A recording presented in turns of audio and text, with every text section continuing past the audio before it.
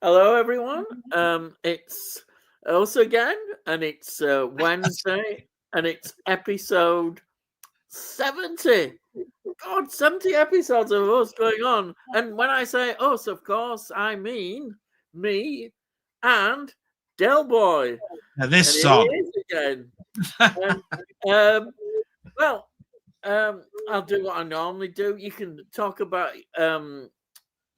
as usual, if you want to give anything about what's going on in your life, that's fine. And then just say what you've been able to watch. I know it's not always I want to keep things as buoyant as possible, so we won't go into what's going on in my life. Although, if anybody wants to ask, they can. It's very nice that everybody wishes my mum well. Please continue to do so. There will be no, is she getting better? No point doing that. Just say, I hope your mum's well, that sort of stuff. You know, it's all I can answer. It upsets me sometimes that I can't say, yeah, she's better than she was last week. Never going to happen. The condition that she's got is a degradation of health, not something that you get better on. But when it comes to my own health, I'm a bit worried. But I think that with just a little bit more of a push towards relaxation and possibly a little bit of time where things go well for me rather than unwell for me, I'd be in a better position. The good things that are happening to me this week are me continuing doing my little film shorts. I did a couple more. Fantastic. And I really enjoyed doing those. And what have I been watching this week? I'll have to turn the background off, won't I? Well, I sent you a couple of films today, but you won't have got round to watching those yet. I could talk about them next week. Yeah. You've got a couple of special, I think, going on there. Yeah. Here to talk about, because those are pretty newish. Stuff that's arrived that were pretty cheap, really, because they've been re-released before. There's nothing new about them. Is V for Vendetta 4K. Yeah. With quite a nice cover. You can't see it because of the light. Look, you can see my screens all flashing. Look. Yeah. But it's quite nice. And V for Vendetta is one of those ones that I think is maligned a little bit. It's a great graphic novel. It's okayish film. It's very stylized. Like that is the slow motion daggers flying through the air and all of this sort of stuff. But actually, it holds up as a story by itself. You know, we're talking about Parliament and all sorts of stuff. This is one that I don't know why I bought it really, but I actually do like the film, but I don't like the film enough that I should have bought it at the price that it was. Oh, don't mention price then. You know what I mean? Well, what I mean by that is you'd buy this in a sale because you like it and you only need the standard edition. You know what I mean? Yeah. But Matilda, it's an all right film, Matilda. Is that the straight one or the musical? It's the straight. It's the straight one. I like the straight one. Yeah, it's all right. That's all right. What I'm trying to say is that it's a good film. But I could have got away with just a normal Amaray case. Yeah, I get it. What I mean? Yeah. But it came up and I went, oh, I like that film. Just like I like the film Mousetrap and I like Willy Wonka and I like... they're all good. Yeah. But, it doesn't stick in my mind that I need some sort of deluxe thing. You know what I mean? Now, this has been on pre-order, so it doesn't matter on how much it costs. I'd have had it anyway. And everybody's got it now. I think it's the good, the bad, and the ugly, the deluxe one. So that means I've now got the Spaghetti trilogy. And there's no way that I wouldn't have got that.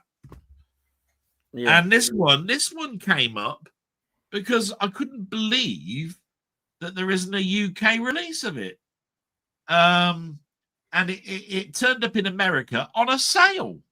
In the sale, I got it, no word of a lie, sent to me with postage through Amazon, 15 quid. Wow, 15 quid. £15, and that is this film here, the 40-year-old Virgin. Oh, yeah. 20th anniversary edition. Brilliant.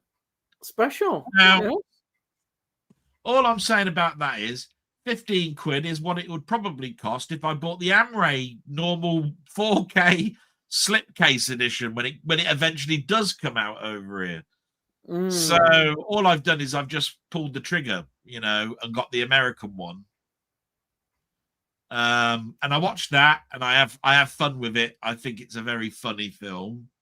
It's got its cringe moments, but being the nerd that I am, when it comes to him liking action figures, and got posters up on the wall, by Africa or whatever it is that's on the wall, and he's got more games than a Japanese child.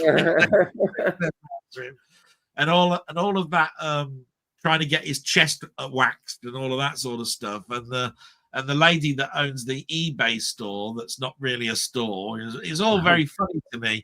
And then, of course, he works in a store where they're selling technology, and he's there going, well, no, this is all crap, really. Is this VHS DVD combo player gonna is it future proof? No, it's shit already. Both of those technologies are going to be out the way. It was all like that, and I love all that.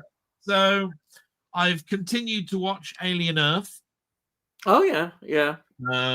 Is quality continuing? Is it still good? It's not bad. There's a lot of people that are turning around and saying you're missing the point on why it's really bad. And I'm looking at those things because I'm watching it at the same time. I've got the luxury of being able to hear what other people are saying about it. Yeah. But I still look at it as a bubblegum popcorn. Good. Let's see how it goes type thing. That's all right. It could end up being Monster of the Week. But the things that intrigue me are the different type of symphoids. You got the cyborgs, the symphoids, and the how we're going to progress as humankind by having kids' essence moved into adult bodies and all of that sort of stuff. That to me touches upon the human element. And therefore, you have to ask yourself, are the aliens really that bad? Because if we're going down that line, then we're basically as bad as them. Because you should let evolution take its course. The aliens came about, didn't they? Because they were genetically engineered. Yeah. They have no other context other than what they were designed to be. And as much as we'd love to see Alien Resurrection continue, where Ripley ended up coming back to Earth, and the alien that was in there, the bony alien, the one that got shot out the other side, her finally coming back to Earth could have been Alien Earth. I don't think it's bad. It's just that I must admit I do get fed up of this shoehorning in it. This fits in between here and not there, and it's all this sort of stuff. Why can't you just turn around and go, it's at the end here? Right, we're continuing. Because that's what everybody, I think, really wants. And that's all I've got to say, really, because I don't want to take up too much time. I know you've got a lot. Okay. Alien Earth is a watch of the week, but not because of its immense quality. It's because it's probably the best quality in the week. There is Well, I haven't watched as much, to be honest, this week because I've not been well. I'm really not been well, but I have watched some things because I haven't done any reviews on my channel or anything. But fortunately, it keeps going because I plan ahead. It's a good time when you're not feeling well, at least if you plan ahead. So let's see. I'll tell you what arrived today, and this is a Jim Jam recommendation, but I took it because I thought, well, it's good value for money. This was 3 seasons or series of The Bill, and early Bill. Hang on, you pulled the trigger on that Jim Jam link, did you? Yeah. I mean, it was £8, including postage. Yeah. And it's, if you look online, the cheapest is about 26 quid, and then it's going up the price on that. So I think, it was just worth it. I'll tell you what, now that raises a question, and I haven't had a chance to thank Jim Jam because he's helped me the last couple of weeks. Yeah. He offered that to me, and I said, it's funny, I said, that you're talking about the Bill because it's like 26 seasons to the Bill. Yeah. Right? And I said, the only seasons that I ever liked, and I didn't care less if I missed one episode or not. Yeah. In the first 3 seasons, because at that point, it was an hour-long drama. It wasn't this 2 half hours split on a Tuesday and a Thursday. That basically went on for about 20 or so weeks, and this was 8 episodes that was on for an hour each, and then you'd have to wait another year before there was another 8-hour-long episode. Yeah. If I remember rightly, there was a shaved, ginger-haired bloke who was sort of like the precinct manager or whatever it was. I couldn't quite remember that far back. But I thanked him very much, and I said those would be the only 3 seasons that I'd want to watch. And then I'd have that on my shelf going, why haven't I got the other 23 seasons? I'm not like that. I'm not. Right? Thank God I'm not like that. And so because of that, I didn't go for it. Yeah. And he then offered me, and this is the one where I haven't replied to him, and I'll have to apologize. Yeah. He came back to me with another release, and it was a release that I wasn't in. Wow. I can't remember what it was called. Hang on. See if I can bring it up. Stay Lucky, right? Which is a Dennis Waterman comedy. See, I wouldn't have gone for that. No. Right? And what you have to understand with that is not only did I not go for that, right? The argument is the same argument you just brought up. Yeah. If you look, it's actually, if you go on eBay, it's up to £106 to buy. Ooh. Right? He showed me 2 eBay selling it. One was 98 and the other one was 106. And where he wanted me to buy it from, it was £26. Which is And he says even at that price, you've got to turn around and say that that's a steal. Yeah. But the argument I have with that is it's a steal if you want it. Yeah. I'm not a flipper. Yeah, and I'm not. It's like I mean, you are the same. We're not trying to trade or do things like that. Yeah. If you're a trader, that's a brilliant thing. You can get that and probably make money out of it. So I want to thank Jim Jam. I want to thank Jim Jam because it's great. He's thinking of us. I am. I mean, I'm really glad. I'm just glad to just have some episodes, some representation of it. I'm not a completionist in everything at all. So, if I want to watch it, and I do remember those early episodes as well. So it's just to let you know, I bought 2 things that he mentioned. One of them because I've only got season 1, and it was the complete collection when he sent it to me. Yeah, and that was The New Statesman. Oh yeah, that's interesting. That was a steal at £5. Oh wow. Yeah, and the other one because I've got a soft spot for it because of how young I was when I watched it. Yeah. Even though it's not great, it's terribly aged. Yeah. And that is Agony, the comedy series Agony that was on ITV, which had was it Maureen Lipman as the Agony? Yeah, I didn't go for that. Yeah. But I still even now remember the theme tune to it. Oh, you know what I mean? Yeah. And it came out at a time where my mum let me stay up and watch things like Budgie. Oh yeah, I'd love that. I'd go for that. No, but what I'm trying to say is these were shows that There was Shelley, Budgie. Yeah, Shelley, I didn't get Agony, The Liver Birds. Yeah. All of these shows were on around about that time. Yeah. And I watched them. Now, Agony used to be on a Sunday at about 10:30 at night. Yeah.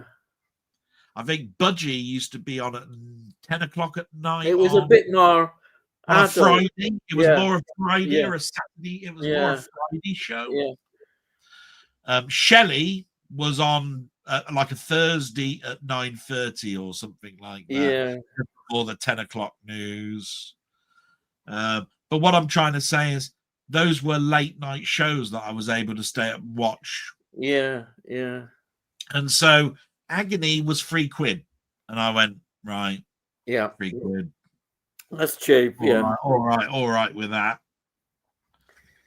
So there are certain stuff that I'll take a bite at, but there are lots of stuff I won't, just purely because I ain't going for that. You know, I was never interested. And I'll tell you where that normally fits in. It fits into those 90s comedy shows, you know, where things like You Rang My Lord or Grace Brothers and Grace Brothers. Yeah, Grace. Because I'd rather watch reruns of Are You Being Served than I am with any of them people being rehired in a stately home and being butlers and things. Not really that interested. No. You know what I mean? Yeah. So anyway, I just didn't want to interrupt you with you're the Bill, but that's all right. I'm glad I picked it up. It was a good bargain. It was something you couldn't resist, really. Now, a film I watched, and I really enjoyed this. This is your Tony York spot, as you call it. Oh yeah, sorry. Yeah. We need. I'll tell you what we need. We need a theme song. Tony's Corner. Anyhow, here it is. What DVDs has he sent today? Little bastard. Something like that. Yeah. This one is Voyage to the Bottom of the Sea. Oh, wow. Classic. 1961. Now, I went into this film. I've never seen it. And I was immediately thinking, I wonder what it's going to be like in terms of connection with the TV series. Well, I can report that there's no connection at all, apart from the sea view, really. There's no fantasy element in this, really. There is an octopus, but it's not thing. But this film, 1961, is very much of its era. It's the nuclear era bit. And of course, the story is that around the Earth, there's this ring of fire, and the planet is getting hotter and hotter, and they've got to send a nuclear bomb up into this fire at a certain time, and they've got to go on this date, and it's all about how they're going to save the world. But I quite enjoyed it. You know, I think it's a good film. I think it looked quite good as well. I think the standard of the obviously the budget and that was pretty good. I think it was good, but it bears nothing at all, as I say, to the TV series. Apart from there is an Admiral Nelson, who's the character. I think is it played by Walter Pidgeon? I think Admiral Nelson. But it's good. It was enjoyable. One of the reasons I always loved watching Voyage to the Bottom of the Sea over the years. I loved it. All the fantasy stuff. It did get silly sometimes, but I really enjoyed that. I enjoyed all the fantasy element. But this is a good film. I think it's good, and of that era, it's well done, and sea view looks great. I think that, you can't argue with it. That was therefore my film of the week, the one that I got. I am, because I've not been that well. I would normally have done a review of this, but I will try and get round to doing a proper review on my channel. It is, of course, Sinners. Now, I know this is interesting because I'm really excites me, this film, but I know for certain it'll be in my list at the end of the year of top films that I've enjoyed, definitely. But it won't be number one. Companion is still shining high there. I love Companion so much, but I do love this film. I think, one thing that people overlook on this film is how historically accurate it is. Yes, it's if you start delving into this, it is a fantasy film, obviously, with the things, but when you actually look into it, it's very historically accurate, and it's portrayals that you don't often see. It's a group of black folk getting together and building up money to create their own space where they can have their own community together. And this was happening. They realized that the economic power, could be used for their community, that they didn't have to be poor cotton workers all the time. Even though they are cotton workers who come in, they join together. And this is what was happening. You don't often see that in films, No. So in that sense, for me, as I love history, and seeing that portrayal was great, absolutely fantastic. And I think the film works well. It builds up really quite nicely. Obviously, when before you go into it, I'm thinking, oh, when are vampires going to turn up? Because I knew it was a vampire thing. And you're just waiting for vampires, aren't you, for it all to kick off. But it's really well done. I can see why it was a popular film. It's really good. And is it Michael B. Jordan? He plays twins in it, and he's really good. Yeah. It looks good. It looks great. I think it's a really good film.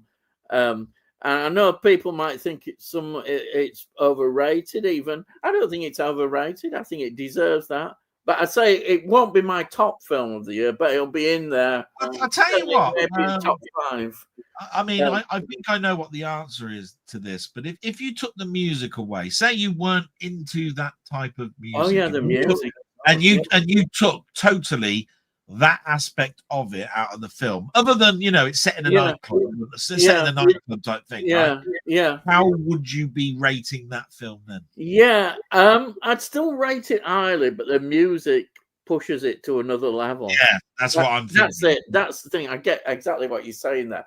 If we didn't have the music part to it, I'd still say it was a good film. It's well done, but that's why it's going to be one of the films of the year, because the music enhances it. It really pushes the level up, and it's beautifully done, isn't it?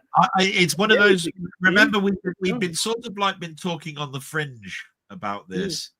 And that is how music is used in films. And I said sometimes film, a composer knows when to shut up, right? He knows that you need silence here, and there's others where you need to pull the emotion. And there's other bits where you just need sound effects, just to let you know that we're still here.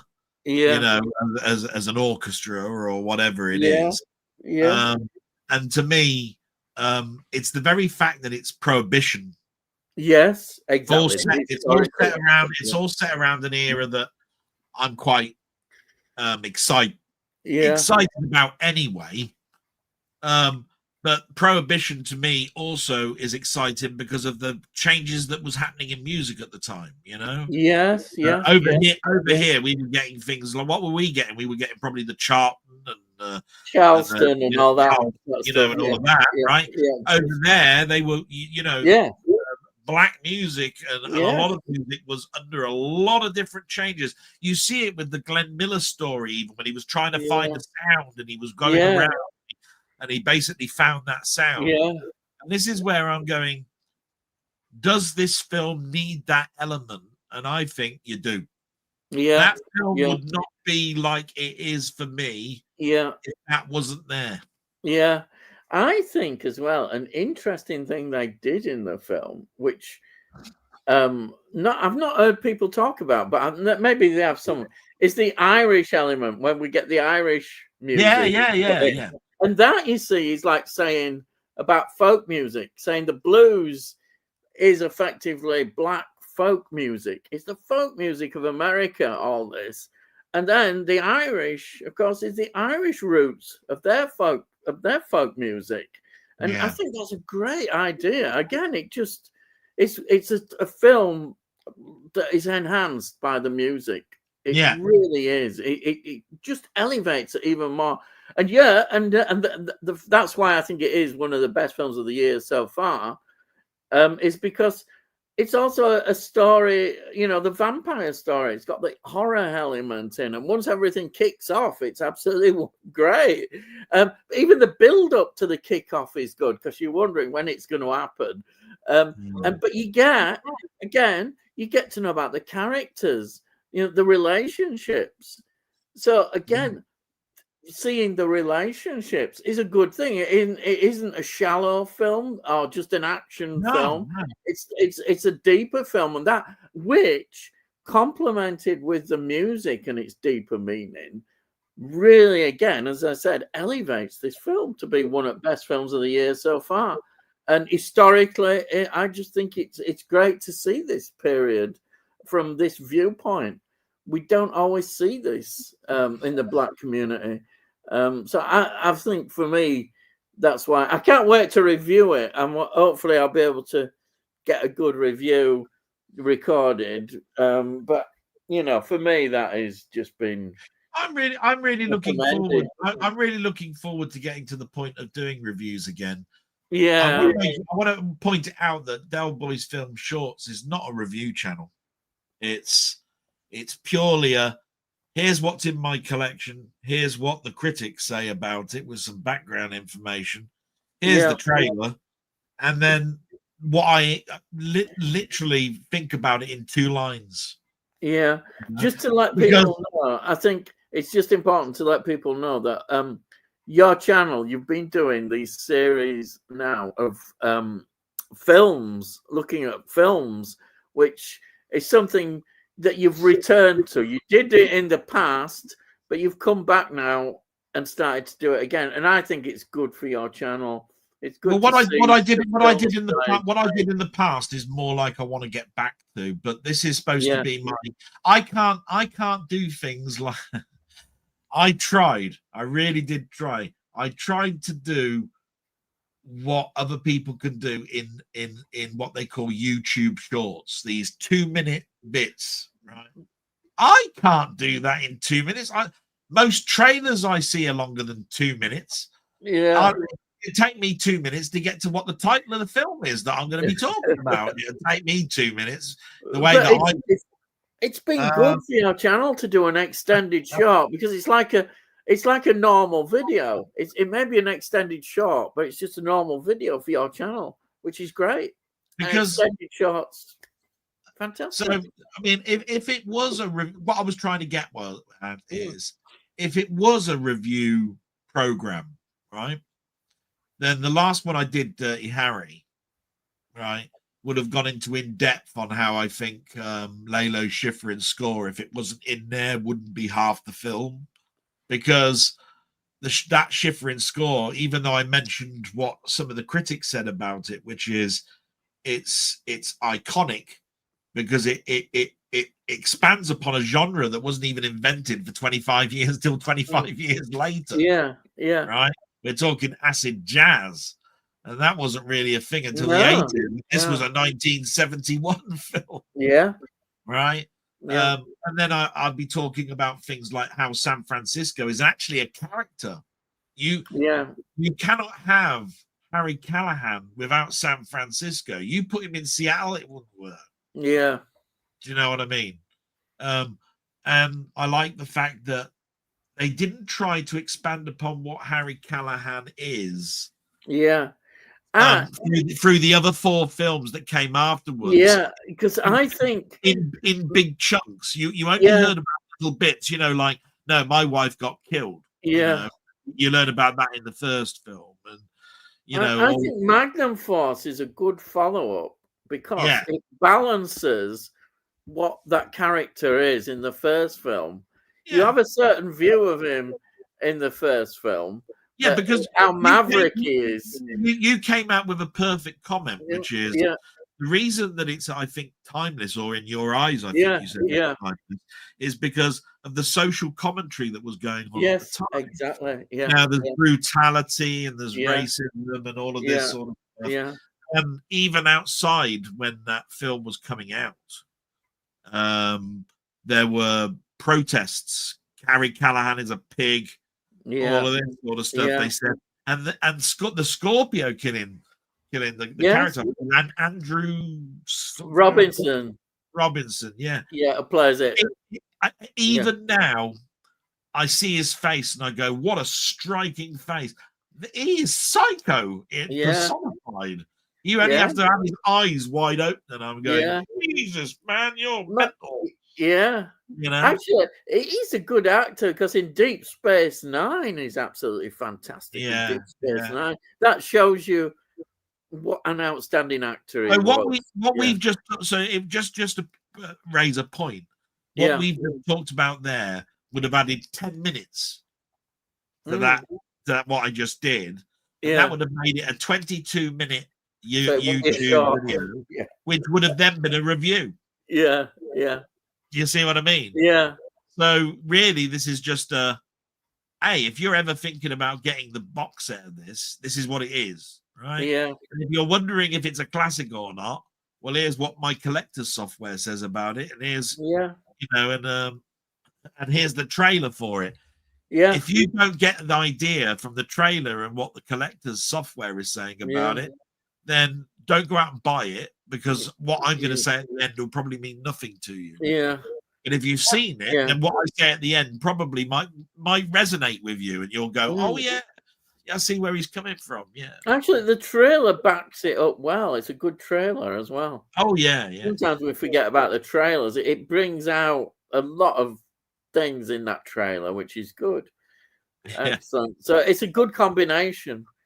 And but the one thing I've noticed as well is that, I mean, you know me, I'm terrible, but it's just that there's a lot of people that are invited onto chats and all of this sort of stuff, and they never talk about the music or the score or anything. Yeah, the visuals are there, the story is there, what you like about it's there, the context of it is there, and all of that sort of stuff. But you never hear the score mentioned ever. Why? Where does the music fit in? Am I going to be disappointed? Am I going to be pissed off because it interferes too much? Yeah. And this is not a knock at people that do, chats, right? I've got great enjoyment watching other people's chats, but they just skirt around it. They never talk about it. I mean, where would Friday the 13th and where would Nightmare on Elm Street be if you didn't have that Freddy's motif? Yes. Yeah. Music? Yeah. And you've got to turn around therefore and say, look, you take that out of it and you've got a lesser film. So really, you should talk about it. Planet of the Apes. If you didn't have an ape-type jungle drum type music, very percussion-y, it wouldn't be the same film. You had just an orchestral score. Superman Works from John Williams, 1978, because it's a march. Yeah. And you've got to have a majestic march score to that. Yeah. It wouldn't be the same if it was panpipes, would it? Yeah. Jesus Christ, here's Superman on panpipes. Yeah. Say, no. No. It's a call. It's a statement. It works. It works because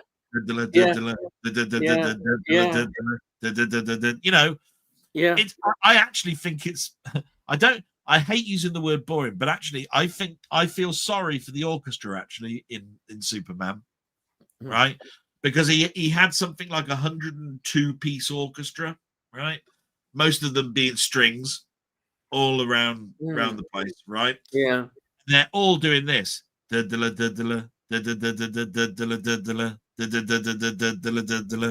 That's all they do.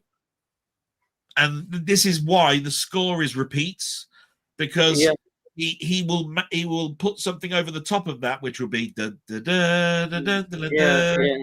all that time you're hearing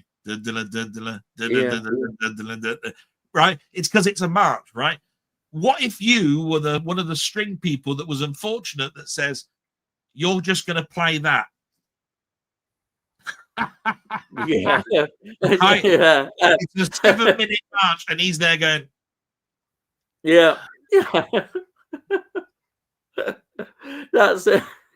Yeah. Right? Because most of it is around Robin. Yeah. Yeah. Right? But it's a fantastic score. I'm never going to say it's boring. I'm just saying I feel sometimes that if you were the poor sod that had just the one motif that had to play out of that march, yeah, you've got the most boringest gig in the world. It's great. Give me the money. I've got to play 8 notes. Brilliant. I've got to play 8 notes. Thanks. Yeah. Yeah. I'll have that. You know, it's interesting how some films then imitate other scores. I noticed, like, I think one of the most famous ones would be Psycho, really, because I've seen films similar sort of era when they're going into that sort of thing, and clearly they've ripped off sort of parts of Psycho, you know, the music, and even the sort of, it just feels like that they've just listened to Psycho. Oh, we'll have that. We'll just change a few notes around and don't make it sound similar, but not the same. But it does show you that music is important. It's something, to be honest, that I've more come to realize over the just more recently. I think I never used to value the music as much as I do now. Now I'm listening to it more, you know, unless the film is blatantly about music. So I suppose you can argue that Sinners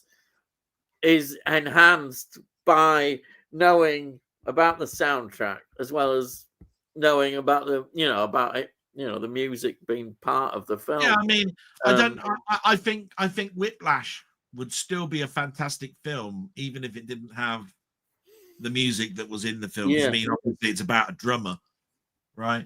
But what I'm trying to get at is that you need to, as your director needs to go up to your composer and say, look, I'm hiring you, do what you can with this, right? And they've got to be able to sort of like nail the tone immediately, right? We all know the story of Star Trek: The Motion Picture, which is it was, you know, even Jerry Goldsmith's score, his first draft for it was shit. Bob Wise went up to him and said, "There's something missing. I'm sorry, I need a good score, and this is not it." And he worked it out. There was no theme. So he said, "You need to go away and write me a theme." So he wrote him a theme, came back, and he went, "That's it." Yeah. Yeah.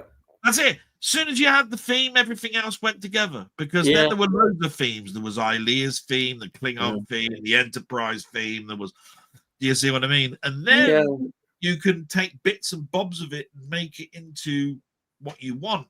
Because if you ever watch Star Trek: The Original Series, there's very little very little new music. It's rehashed music in each episode. Yeah. And that music fits into the same story that they're showing even next week, which is a totally different tone. You see what I mean? Yeah. And we love the music to Star Trek: The Original Series because it's like an earworm, because you heard it repeated so many different times. You know, I mean, you know, you'd hear that tune. You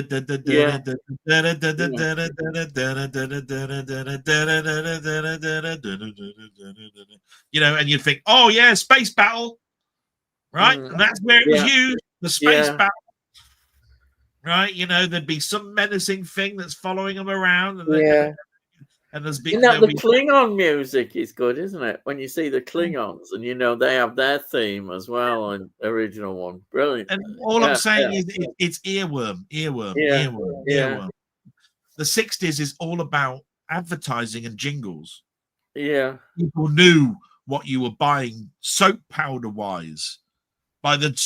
You'd buy it because of the jingle that you heard.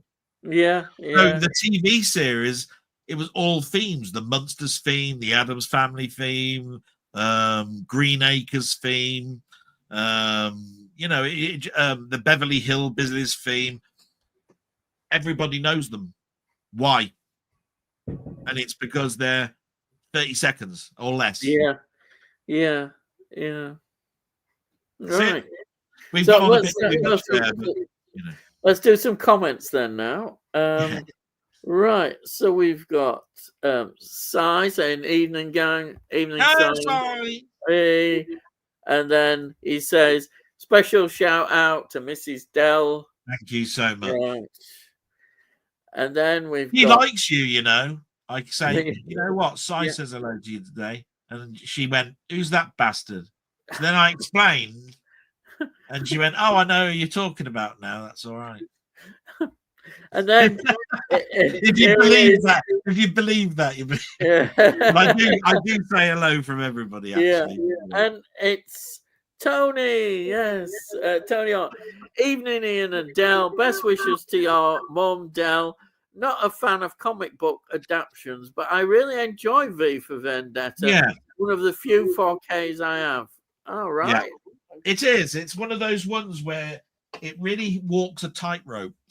And I think it is a little bit more style over substance because it's an Alan Moore graphic novel, if I remember rightly.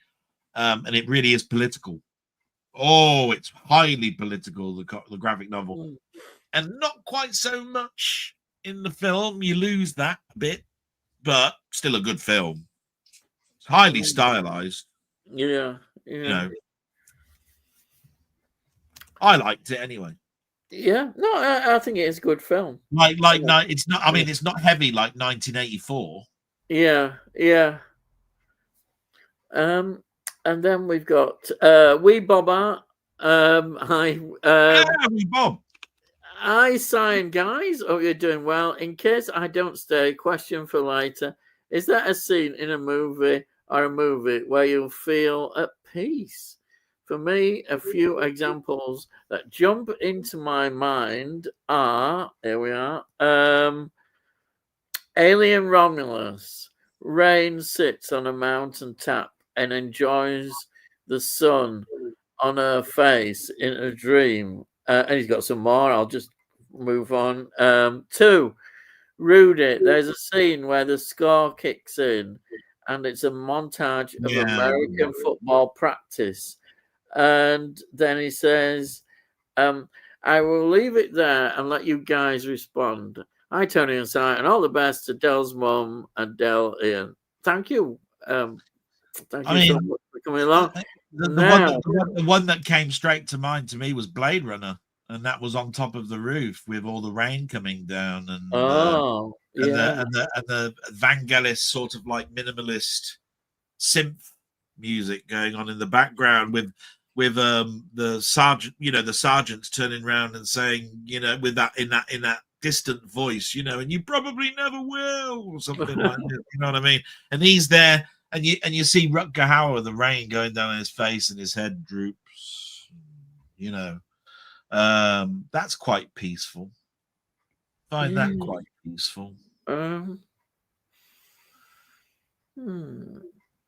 But it depends on whether you're just talking about peaceful shots, because there are a number of peaceful shots where you see lots of wide screen stuff, and the main characters or whatever it is driving away, and you see the loss of something. There's a lot of losses in war films, and lots of where you see the faces of the army, and what's left, or say that Alamo. Do you remember I was talking about the Alamo? Oh, yeah.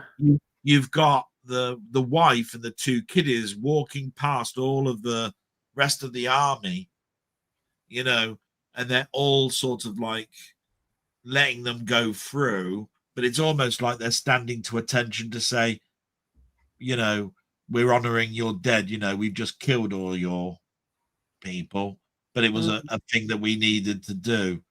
And it's overemphasized by the girl because she turns around and says, "Is Daddy coming with us?" No, Daddy's dead. He's out there. Somebody got speared through him. You know what I mean? Yeah. But you feel a loss because of what the girl said, and you know that she's going to be without a father. And the music and the very fact that there's the whole army along the road walking past. What about when you see Spartacus hanging up on the cross, and she walks past with the baby, saying, "Here you go, Spartacus, your baby, it's free." You know what I mean? You've got these sort of like challenging, emotional scenes. Yeah. You know what I mean? Or what about, I tell you, the one at the climax of Ben-Hur, when they're cured of leprosy. I mean, that's a great moment. Who knew that the whole film was all about water? Yeah. The whole film is about water. And that where the ending is just amazing. Yeah, absolutely amazing.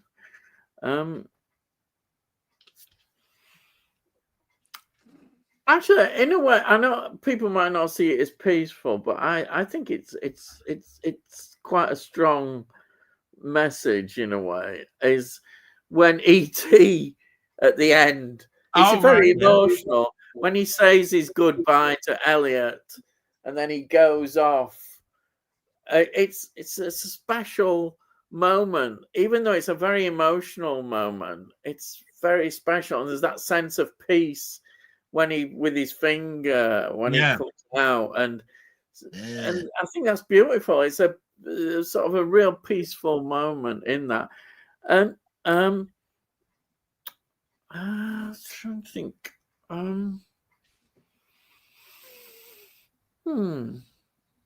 Where you felt at peace.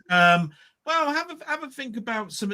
I mean, you said you like Chitty Chitty Bang Bang. Is there a moment in Chitty Chitty Bang Bang where you felt absolutely at peace because it's flying in the air or something? Or, I mean, is there? I mean, I must admit, sometimes I mix up what makes me feel at peace and what makes me feel absolute joy.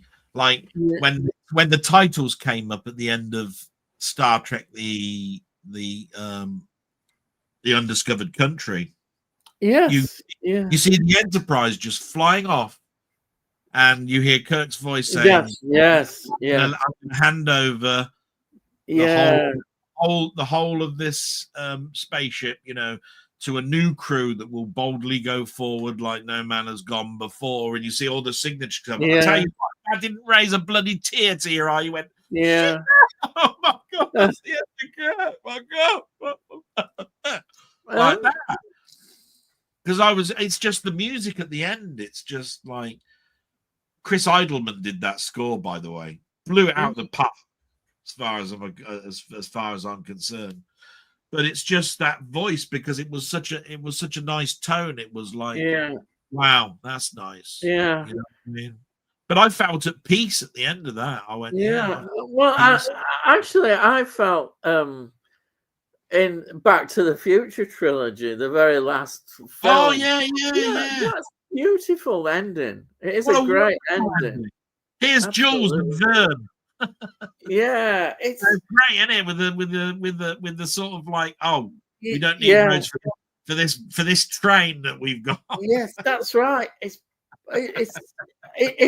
great. It's a great ending.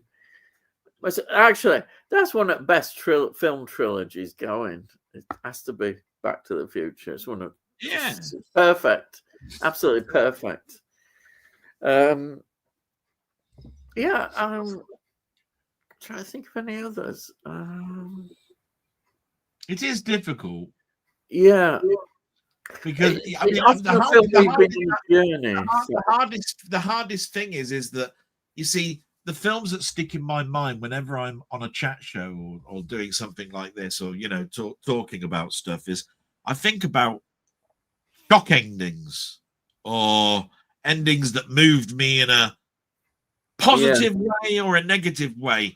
There's very few that will ask the question, "Oh yeah, now tell me one that put you in a relaxed mood at the end." Yeah. What? Jesus Christ. There's probably a million out there, but can you think of one? Because you're thinking of all of the joy, the ones with the bombastic music at the end and all of that sort of that's stuff. right. Yeah. Yeah. Or you're thinking of the shock ending, like Planet of the Apes with the bloody we destroyed ourselves. Exactly. And all of this sort of stuff, right? And even when I was talking about Star Trek just then, it was like, well, that's a huge piece of music, but really, is it Is it really a joyous? I was sad, really. I was sad. Well, you can argue that the whale bit in the Star Trek 4 right at the end is joyous, isn't it? When they put the whales back and you see everybody, hey, we've done it, we've put the whales back, we've saved the whale. I mean, I was quite excited at the end of 4 when they flew over to the new ship. They rose above the Excelsior or something, and there was the Enterprise, all glowing white, looked like it had a bloody it had a Dulux dog white paint job done all over it. You couldn't get it more glowy white if you tried. You know what I mean? Yeah. But whenever I think of like scenes that are peaceful, there's in Aliens, right? There's a cut scene in Aliens where Ripley is sitting in her dorm and she's got the video panels showing rainforests before the guy comes in and says, "Do you want to go back to the alien planet?" Right? She's just found out that, her daughter's dead. She's been in space for 70, 80 odd years. This is all gone from her life. But it's got that scene where all of the video panels is with her near a rainforest. And in fact, Total Recall's got the same thing. They're on Mars. He wants to go to Mars. All of the panels are all the news channels. But before the news channels were all come on, Sharon Stone was watching an Arizona desert scene all around, with all of this sort of stuff. And it's supposed to show you that you can use your telly now as a screensaver type thing, where you have fireplaces and things that are supposed to calm you down. Yeah. Those are calming situations in films. Oh, I've got one. What about the end of the time machine? When all that he's been through and he solves the problem at the end and he gets to paradise, really. It's a paradise world.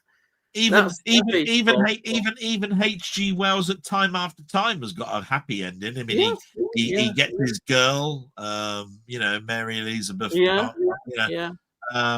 And basically he wrote his books and all of that sort of stuff. So, you could turn around and say Time After Time's got a fantastic sort of like happy ending. But anyway, maybe we've gone on a bit too much. There's quite a few with that question. Right. We've got, let's see, did I miss any out when I had to move on? I will go and check on my mum while you're just going over the sort of. I'm just checking. I won't be long. I'm just checking on. Yeah, as yeah,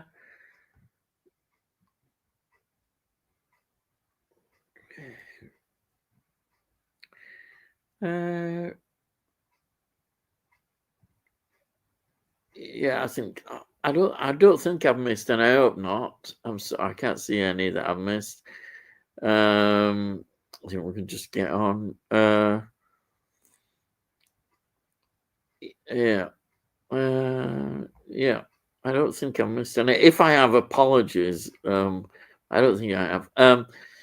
Right, and then Tony says, didn't bother with Alien Earth. Watched the trailer, and that was enough for me.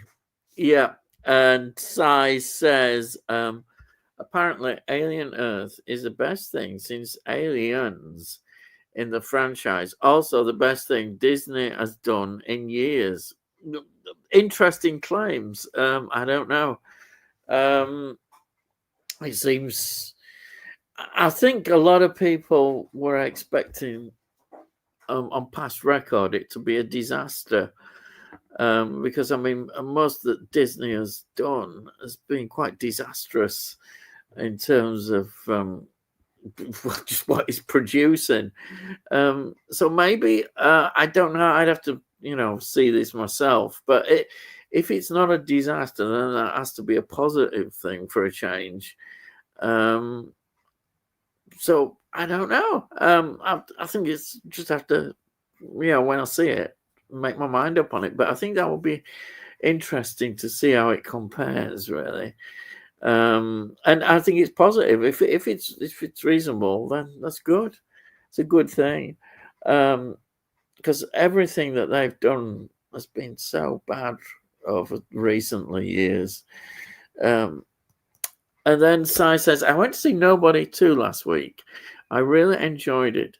If you enjoyed the original, you'll have a blast with the sequel. Yeah, that's good. I don't think I've seen Nobody. It's supposed to be quite good, isn't it? Well, that's good. It's good that the follow-up film is continuing. It's really good. Because so often you get let down, don't you, by a second? But if the second one's just good, continuing, that's good, positive. And then Tony says, "Oh, you feel better soon, Ian? I just have one series of The Bill on DVD, series 2. Really used to enjoy it when on TV. Some very engaging characters and good actors, in my opinion." I agree. I think that's one of the things I thought I might as well get it, because there was a lot of interesting guest appearances of actors at certain points as well. So be interested to see it.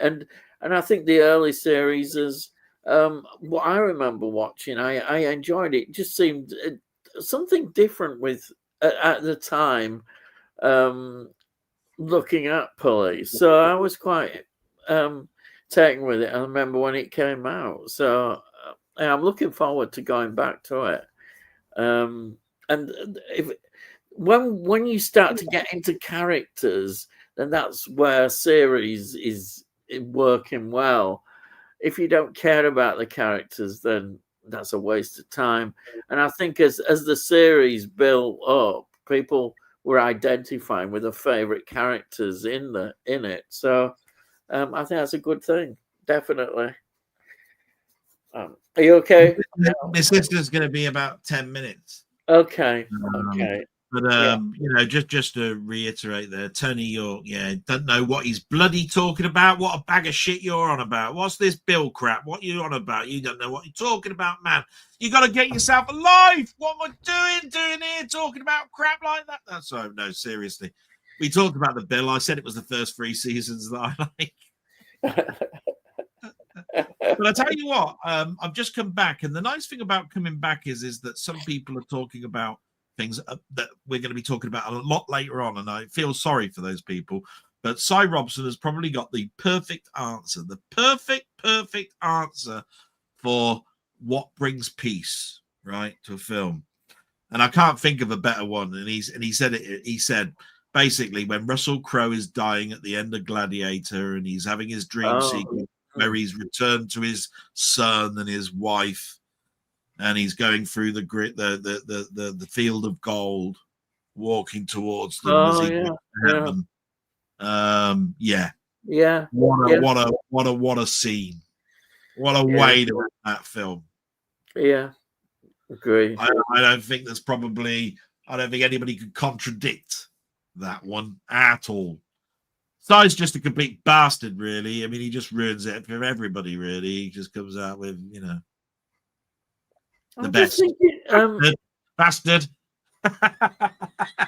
I've just thought of another scene that in the end is satisfying at first, is in the first Alien film, isn't it? When Ripley survives and she's got the cat, hasn't she, with her? She's got a cat. And it still does one of those jump scare things where you think, oh, it's all thing, and then suddenly it hasn't gone, has it? But when it finally does go, I think, all what she's been through, you're so glad that she survived. Yeah, well, the weird thing about it is that you think that's the end, and you think, oh yeah, she's going back to Earth, she's alive, so that, all of that sort of stuff. Yeah, that's great. Yeah. The homage that you have at the end of Gladiator is sort of like similar to what I was talking with Blade Runner, because it was about Rutger Hauer's character, where he was saying, you know, people will not see what I've seen. When I die, that's it. Nobody will have those experiences anymore. And he drapes his head and dies. That's it. That's the end for him. Yeah. And you're left therefore with, you know, with the Blade Runner, you know, it's going, what is there left for me? You know, what is it? You know, am I a replicant myself? That's right. We get into all that business. Yeah. You know, it's very thoughtful. Yeah. But but both of those, the funny thing is both of those are Ridley Scott films. Yeah. Yeah. It's interesting. Different takes on the same emphasis. Yeah. So Bob Art says Alien Earth is decent so far. Episode 3 out today, but I haven't caught up yet. So exactly. I've watched the first 2 episodes. Episode 3 is out today. I've got it ready to go. I'll probably watch it at the end of this when I'm going to bed. You know, size a complete git. Do you know what he's put? He said, I found peace at the end of 7. Yeah. You're a strange bugger then, because I didn't find peace at the end of 7. Jesus Christ, I just went, oh, what's in that box? Oh, I know what's in that box. Bloody hell, Jesus Christ, man, what the hell? And then we've got Tony, I think, reflecting, is saying, think Stay Lucky was pretty poor from the clips I've seen. That's like Dennis Waterman thing. As much as it's £108 and £110, and I got offered a link for 30 quid, it is not for me. And so says, does Stay Lucky with Dennis Waterman star Joan Sims as the secretary, who was just the one drink of sherry? I don't know. I don't know that. You see, because he was in another show where he was with Joan Sims, and this is where he was a millionaire. Yeah, it is Stay Lucky. Yeah, it's the one where he's a millionaire. Yeah, he's trying to keep with his wife. Yeah. I didn't like it. I didn't think. No.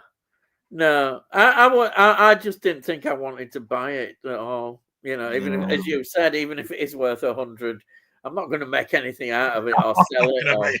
Yeah. No, in my luck, I'd get it, and everybody's price would drop to 50 pence or something. Yeah, you'd get one, and all the case, because you can get them where all the case is all smashed up and all the discs look pretty. Yeah. Nobody's going to pay 100 quid for that, are they? I do want to think he's kept me on the straight. Now he got me a couple of bargains. Yeah, absolutely. Well, I think that was. You got your Morecambe and Wise box set for definitely. Yeah. No, I always take notice of what he sends. He's good. I mean, he's obviously taking his time looking around, and if he finds a bargain, he puts it, out to people. Also. Well, I think that's great. I think he's a great guy at doing that. I mean, the thing I'm not pushing this, but this is what I always thought that would be really good as a collaboration with everybody, right? Is that I use the collector's software, the database software, right? And I've started to use it integrated in with my shorts, right? But you can actually share your whole database with someone, and they can look down and see what your collection is. And I've always wanted that, because I've wanted to be able to show it to people, and then somebody will turn around and say, you haven't got that in your collection. And you'll be like, oh, yeah. Oh, I recommend that you get that, or whatever it is, right?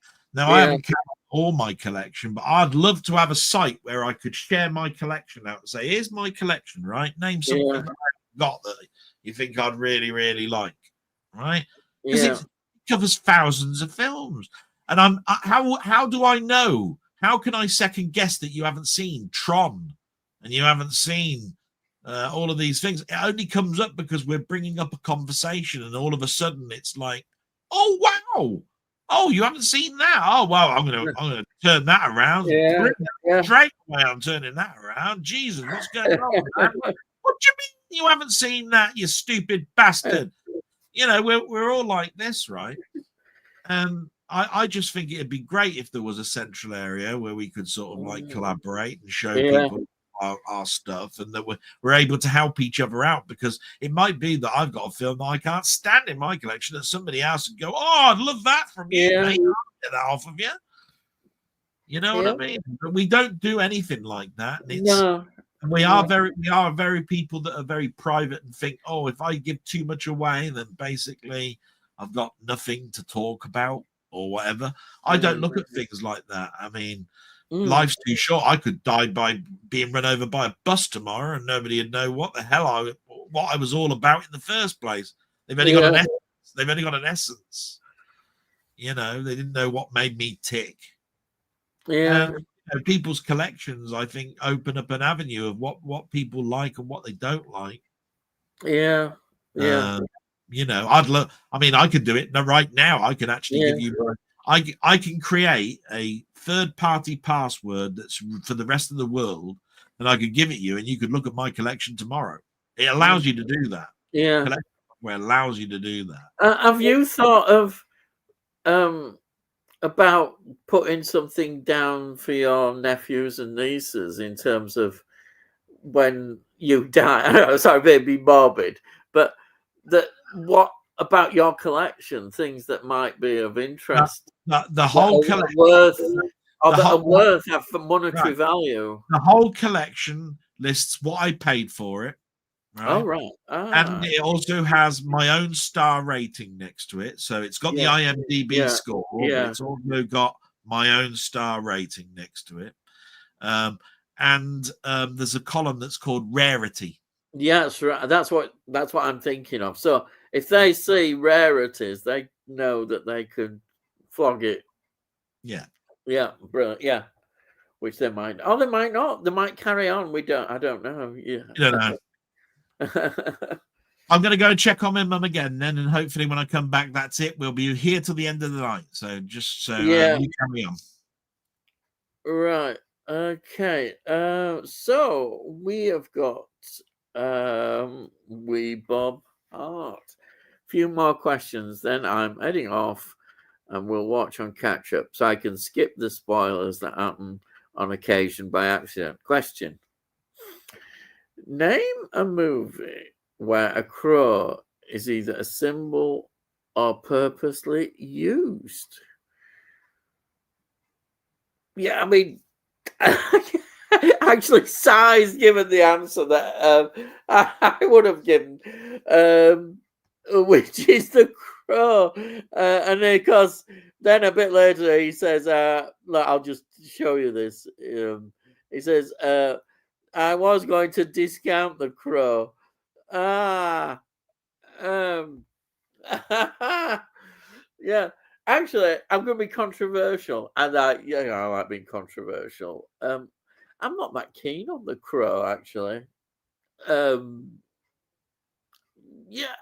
know it's a very popular film, and I think as because Brandon Lee's death in the film has kind of given it a more bigger status than it is, really. That's just my opinion. I suspect Delboy is very different, because I think it comes from a comic book and all that. But to be honest, I didn't rate it that highly at all, The Crow. But anyhow, there we are. Name of where a crow is either a symbol or purposely used. Oh, do you know? I think it is a crow. I've got one. Yes, I think this will do as well. The Omen. Yes, The Omen has a crow in it, doesn't it? Or is it Omen 2 or Omen 1? But yeah, we get the crow popping up there, don't we? Which is quite symbolic, I suppose, of the evil. Yes, yeah, that definitely, that's it. That's in the Omen, isn't it? Any others? Mm, mm, mm. I'm struggling. This is it's one of those questions.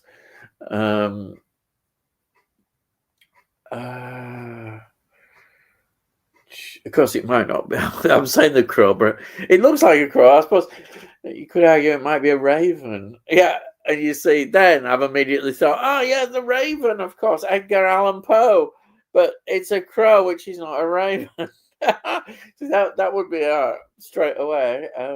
Vincent Price, Edgar Allan Poe. The Crow. What films could it be in?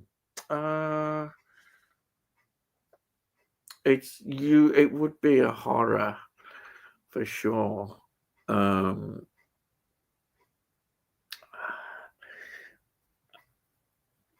Yeah. I really, that is the only one I can think of, and I'm probably being quite thick here, but it's the only one that just immediately. This is why sometimes when you put on the spot, your brain, and my brain is not notoriously good at working out things. You really have to sort of scrape. I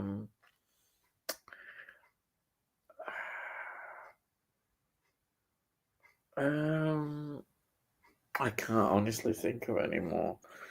I wonder if Delboy can think of anything else. We will see. But yeah, that's the only thing I can think of. And I've got a feeling it's not a crow in the Omen. I think it could be a jackdaw, which I don't know is a member of the crow family. Yeah.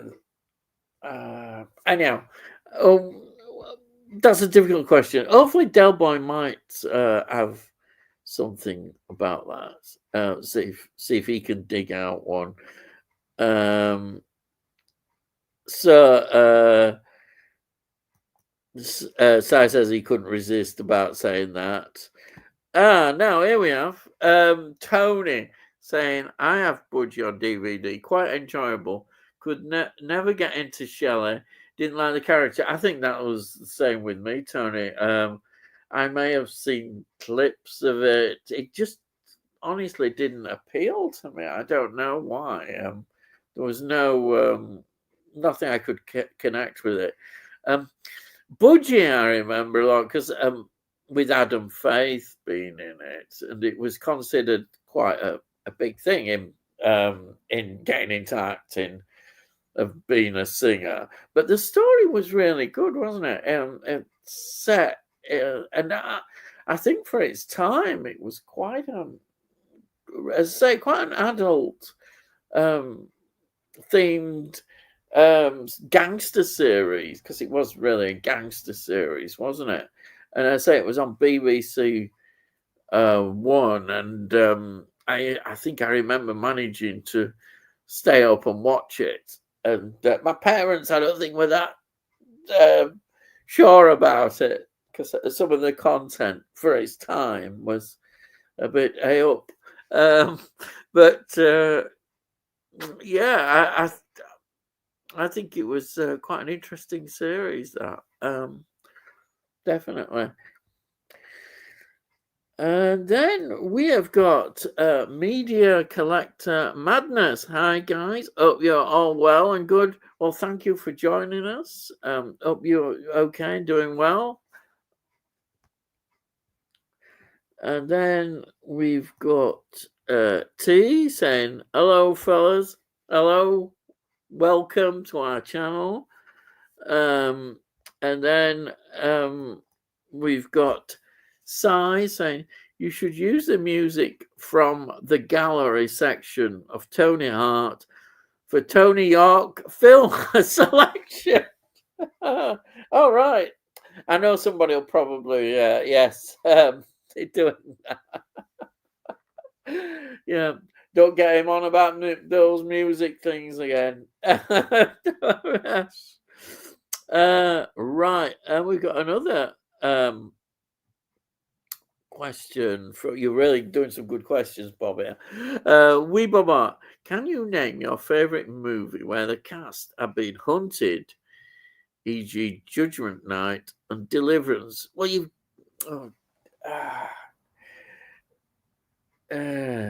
hunted. Oh,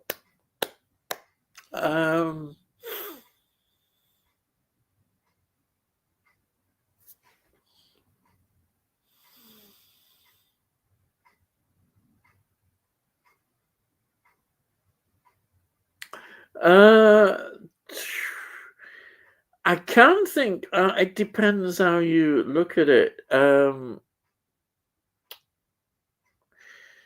There's a film, I think it's called Revenge, which I'm sure I've got in my collection, where this woman is taken to this place by these men, loads of men, and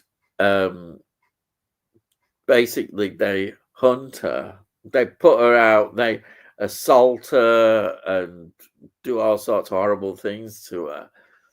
And that's where she gets the revenge. And they go after her. And she has to survive on her wits. She's not got much. She's been in, as I remember, she even has quite an injury in it. But she has to get back at them. And she does in a very satisfying way. You can't help but enjoy it. And I was really gripped by it. The original I Spit on Your Grave. I know it's a controversial film, particularly at the time, and it is very savage, particularly at the beginning. And you're, because I think it was actually a video nasty, but it is very satisfying when she gets her revenge, and it's done in quite a nasty way as well. There's a certain notorious scene in there, but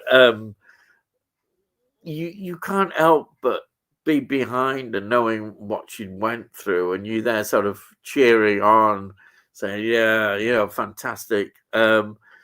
But it was very controversial at the time, and some said, "Oh, it's a feminist critique and all that." But I think now some of the feminists don't see it quite like that. But I don't bother with all that nonsense, to be honest. It's a revenge thriller where you are totally on her side. You can't help but be on her side, knowing what she's been through. So that would be my sort of thing, where they deliberately chasing after her and trying to get her, and she's able to get her revenge back. That's my one that I can think of. You can see it. There's a question for you, Delboy. Can you name your favorite movie where the cast have been hunted? When I watched recently was The Edge. Oh yeah, yes, yeah. And I suppose where the cast are being hunted, or the main actor is being hunted. I'd say cast up. Yeah. Well, I love North by Northwest. That's a good one. Harry Grant is being hunted down. It is. Yeah, that's a good one. It's a very good one. Yeah. Ooh. Oh, Some Like It Hot. Yes. The whole of the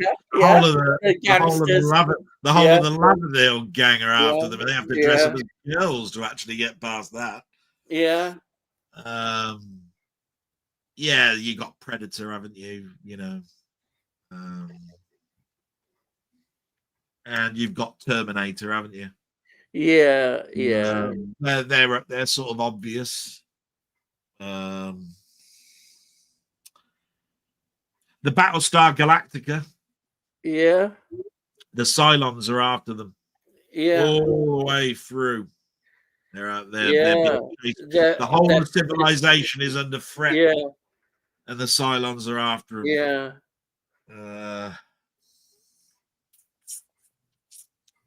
Oh, good God. I think you've done well to get them. It's not easy to think of. Just trying to think. I mean, everybody's being hunted, aren't they? I mean, Star Wars, you've got the Imperials after the Rebels, you've got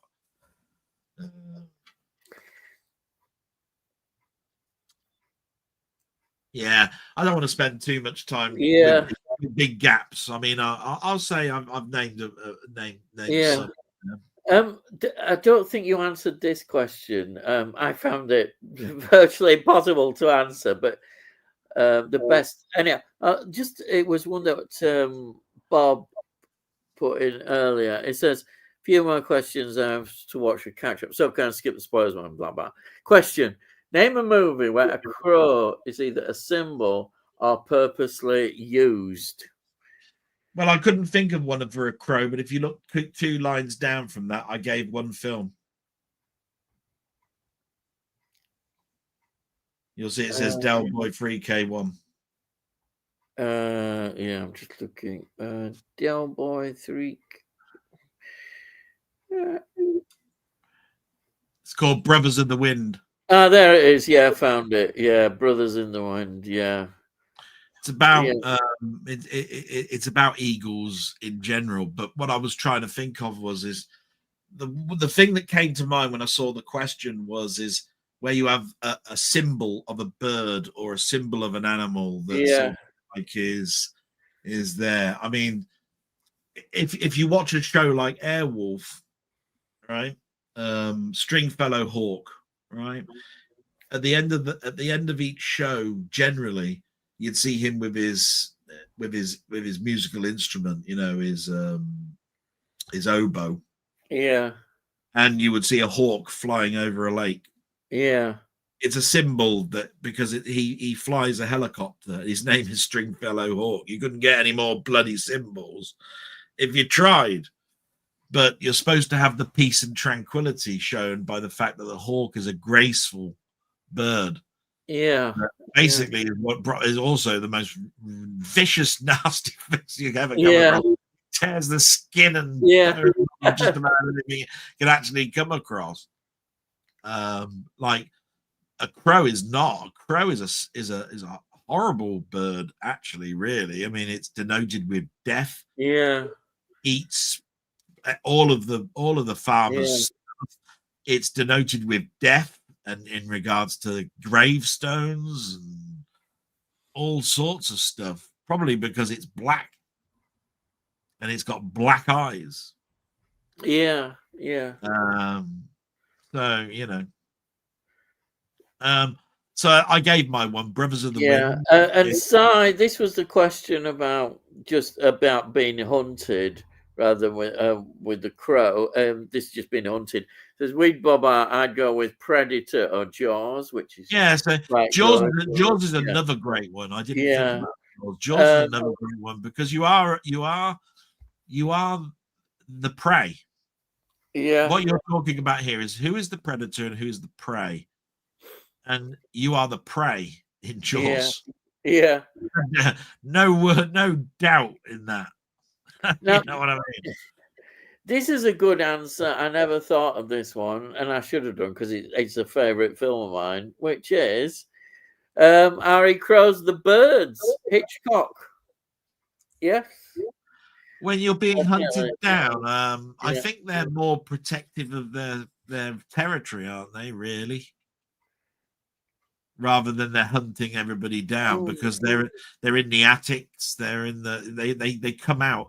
I mean, you could turn around therefore and say swarm with the bees. Yeah. Yeah, that's a good point. Yeah.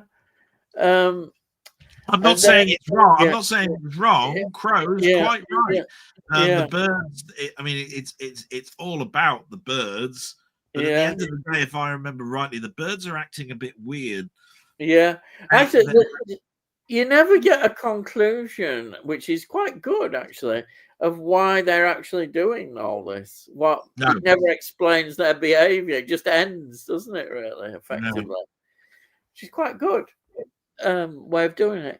And then we've got anyway, heading off now. We'll watch on the catch up Friday when I'm doing my chores around the house. I still listen along to all the old episodes as I have then watched most of the movies. Oh, well, thank you anyhow for joining us, and hope you're enjoying the catch up. Yeah. I love it when Wee Bob Art comes in.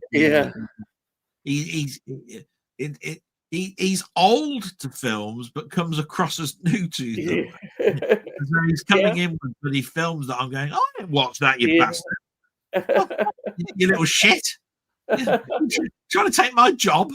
It's like that a little bit. And I just remembered before I forget, if any of you haven't subscribed to Delboy's channel, please subscribe to him. I've put a link in the description, so then just click on that and go over and subscribe. And his channel is brilliant. He's got his blog, which he does every Sunday, and it is superb. I really enjoy that. But he's got more than that now, and I'm really pleased for him because he's actually now doing some movie-related things. He comes more from a gaming background, and he's interested in films, and now he's doing some film reviews, which is absolutely fantastic. They're sort of extended shorts. And they're really he's done a couple already, and I think he's going to do some more. So go and have a look at his channel. It's well worth it. I think that's very nice. I'm basically there is going to be something called extended shorts. When I do the extended shorts, it's going to be things like Star Trek the Motion Picture, where I show about 15 copies of the bloody film. It'll take me 20 minutes just to go through the unboxing of about 15 different versions of it. You know what I mean. But just before we move on, that's a very nice thing to actually say. He's got me totally wrong. I'm a bastard, really. I just Tony said something that's quite right. He said The Birds was an answer to a film with the crow. Yes. Yeah. It wasn't about being hunted. Yeah. So I think it's right to mention that now. Just because right. It's mentioned in this particular context. Yeah. But I will say that then is how many films have got scarecrows in them then? Did anybody mention anything with scarecrows in them? Like, there is some horror films. There is. Yeah. But I'll just do this. Think just one actor from what's this? Vitz Bot's film was carried over to the series, a film I enjoy. What's Vitz Bot's? Do you know what Vitz Bot's?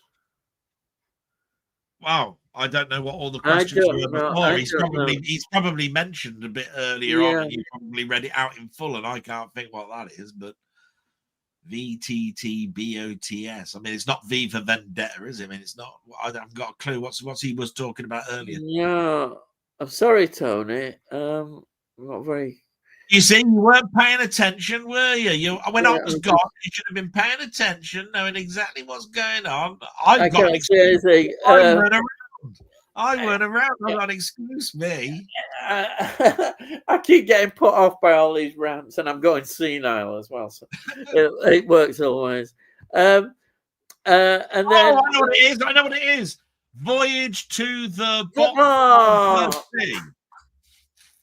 You're right. Actually, superb. I would never have got that. That's right. Voyage to the Bottom of the Sea. brilliant. This is why you're on. This is why you're on here, so you can come up with what the answers are. We don't pay you enough, you're going to say, but you're lucky. Yeah, definitely. And then I've hit the wee like button before I go. That's Thank nice. thank you so much. Yeah, thank you. And then we've got Si saying, "See you next week." We Bob. Well, we hope so. Yeah, and Not a preempt anything. And then this is what you said. You're about Brothers of the Wind, and then Night Bob, and then we've got with regard to being hunted, Southern Comfort. Oh, yeah, it's a good one. Yeah, excellent. And then we've got a nice compliment as usual. Steve's Gaming Part 2. Hello, everyone. And the two golden oldies on screen. What a bastard. Hey, what a completely. It is my salute to you. You fucking hate you little shit. You bastard. Fucking hate you. There you are. If anybody doesn't know, if anybody's new to the channel and thinking, oh, he's a good friend of mine. He's got a fantastic channel. You know, I must admit that I have to turn around and say this is where it's very difficult for me, because I will say this: movies was probably my first love. Right, computers became my love. Right, they became my wife, and I think films are still my mistress, because there were no computers when I was watching films. So my first love is films, and my whole channel is always being weighted against which do you prefer, and there is no preference. Yeah. If you have a look, I've now done more shorts than I have done gaming shorts. I've done 4 gaming shorts. I've now done 5 movies. Yeah. And it will continue to probably become a balancing act as I go down. But they're only stopgaps before I do more comprehensive stuff. And I've got comprehensive stuff I need to do on the gaming side, and there's comprehensive stuff I need to do on the film side. On the film side, there's so many things that I want to talk about with Star Trek the Motion Picture, and Some Like It Hot, and It's a Wonderful Life, and The Apartment, and you know, a multitude of what One Flew Over the Cuckoo's Nest is another one I'd want to do a great big thing about, you know, because when I saw that film, it moved me. And as a child, things like The Amazing Mr. Blunden and The Railway Children moved me, along with Swallows and Amazons and all sorts of stuff that we don't consider too much anymore, because we look at those as kiddies. But at the end of the day, they shaped us and moved us into the areas that we go now. And we look back at those days as being simplified times. But I tell you what, if you go back as an adult looking at those things, you think, bloody hell, that was quite complex for a kiddies film. Yeah. You know, look at Watership Down. Jesus. Oh, yeah. Man, Watership Down is so complex. It's unbelievable.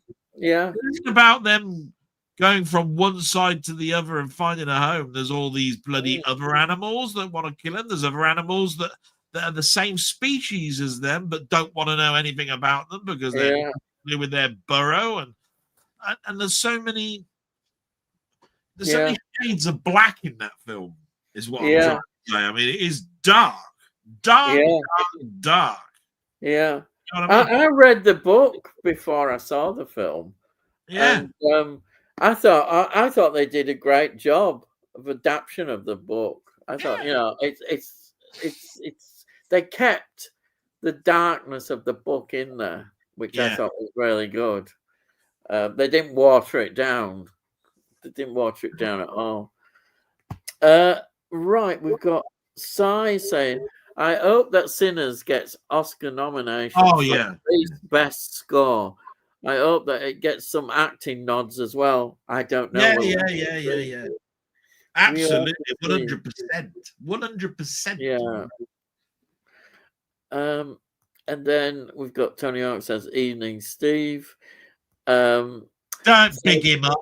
Don't big him up. Si says, "Sinners is my 4th favourite film of the year so far. Weapons, Fantastic Four, and Superman just edge it out." And you know what? Weapons is the only one of those films I have not seen yet. Yeah. Weapons. Weapons. I've seen the others. Yeah, I've not seen. Oh, well, I am going to be watching Superman soon, aren't I? Because you've sent that over. So I look forward to seeing that.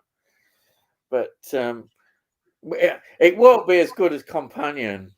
Nothing will at the moment. It's my favourite film of the year. I love Companion. Anyhow, and then we've got Josh through the lens. Hey, fellas, hope you're doing well. We're doing fine. Yeah. Thank you for joining us. And then Steve's Gaming Pack 2. Have you guys heard of a sci-fi film called Elomia? Is that Elomia? I got it today. £3 from a local shop. I've never heard of it, but the box looked interesting. Not watched it yet. Never heard of it. Never heard of it. I read he's making it up, the little bastard. It might be a straight to video film, or it might not. It might be an absolute classic. No, I'm sure. I'm sure it's not made up. It's just I haven't heard of it. No. And then we've got Josh through the lens saying, "Just watched a film called The Map That Leads to You on Amazon Prime, and damn, it was safe as hell. Laugh out loud. Not bad. Just plays it so safe." Oh, right. Yeah, I've got Amazon Prime. Hello to Josh. I haven't heard or seen of him for a while, really. Yeah. And that's my own fault. It's because what's going on in my life. But the last time I actually saw him, he was building a Lego kit on a live stream. A bit random that, but you know, I hope he's well. I hope he's watching some great films to entertain us with. He's got another. He's got a few comments. He's got another comment. The score of a film is arguably one of the most important parts. It sets a tone and feel for the film itself. A good film is made around the score. Yeah, it can be. That's it. Yeah. I mean, when you say a good film is made around the score, I don't think like Star Trek: The Motion Picture was made around Jerry Goldsmith's score, and they made the film around it. But I get the idea. Yeah. You know, you could turn around and say, going back to Watership Down, the only thing people remember about Watership Down is the main theme, Bright Eyes. Yeah. Which goes to show you how important music can be in a film. Yeah. But again, I don't think the theme Bright Eyes came out and then they wrote the book or wrote the film. No, it certainly did. It was a happy coincidence, I think. I think that was just a happy coincidence. Getting a song. That song will fit. I'm 100% behind Through the Lens in regards to it's very important to know when you're working with a director and you've chosen your composer and you say, right, and not a strip of film has been shown yet, that there has to be something that says this is what I'm looking for. And then you got to give the composer that creative edge to turn around and go, I don't know what you've just said, but I'm going to go away and do this. And then you come back and you see if it melds, and then you adapt it. Do you know what I mean? I don't know how many scores have been done that way. We haven't mentioned my favorite composer, and in many ways Jerry Goldsmith is, but I have to get it in each week, don't I? Yeah, you do. So many people have been talking about I've been talking in the last week about Papillon, all this sort of stuff, and I'm just turning around and saying, look, the guy was always second fiddle to John Williams. It's a shame, really. Just a point about Art Garfunkel. He's not a writer; he's a singer. No? Because when he was with Simon and Garfunkel, it was Paul Simon who was the writer. But that's how it is. There are singers. I mean, like Elvis Presley never wrote any songs. All his songs were all by other people. You know. Didn't he do the words though to some? Did he? As far as I know, I suppose he might have stuck. I think most of his stuff was done by artists around him. Yeah. But I do think that in certain later ones, he actually contributed to some of the lyrics, even if it's just an edit of a chorus or something. I think he must have had some say. I don't think he would have been. Because he was going around for years and years and years playing the guitar, so he knew how to play the guitar. Oh, so yeah, he must have known. I'm very surprised if he didn't have a riff under his. Yeah, you know. But on his famous songs, I've always written, I think, by other people. But he may well have contributed, you know, on albums. Maybe some of those dreadful films that he did. He did a lot of dreadful films, didn't he, in the 60s? I don't know. Yeah. Mind you, you can argue. I went look at Frank Sinatra. He's considered one of the all-time great crooners. I don't think he wrote any songs. No. Does Catherine Newton star in that, Josh? Oh, that's the film that Josh was on about. That's why How to Train Your Dragon has one of my favorite scores. It's because the film is made around it and makes a statement from the second one. And then he says, Sarah Robson, it doesn't. I know what film you mean, and that one is quite good. It stars Madeline Klein. Ah, yeah. Oh, right, yeah. Hey, oh. You know what that means. I'll be back in a minute. Yeah. Okay, I'll carry on now. And then Si says, all right. And then Tony says, let's have a look what Tony says. Never heard of that, Steve. Just looked, and it's a Warsaw Pact production. East Germany, Soviet Union, Bulgaria, it says. Looks intriguing. Yeah, there is a lot of Eastern European films in the sort of Cold War period they were producing.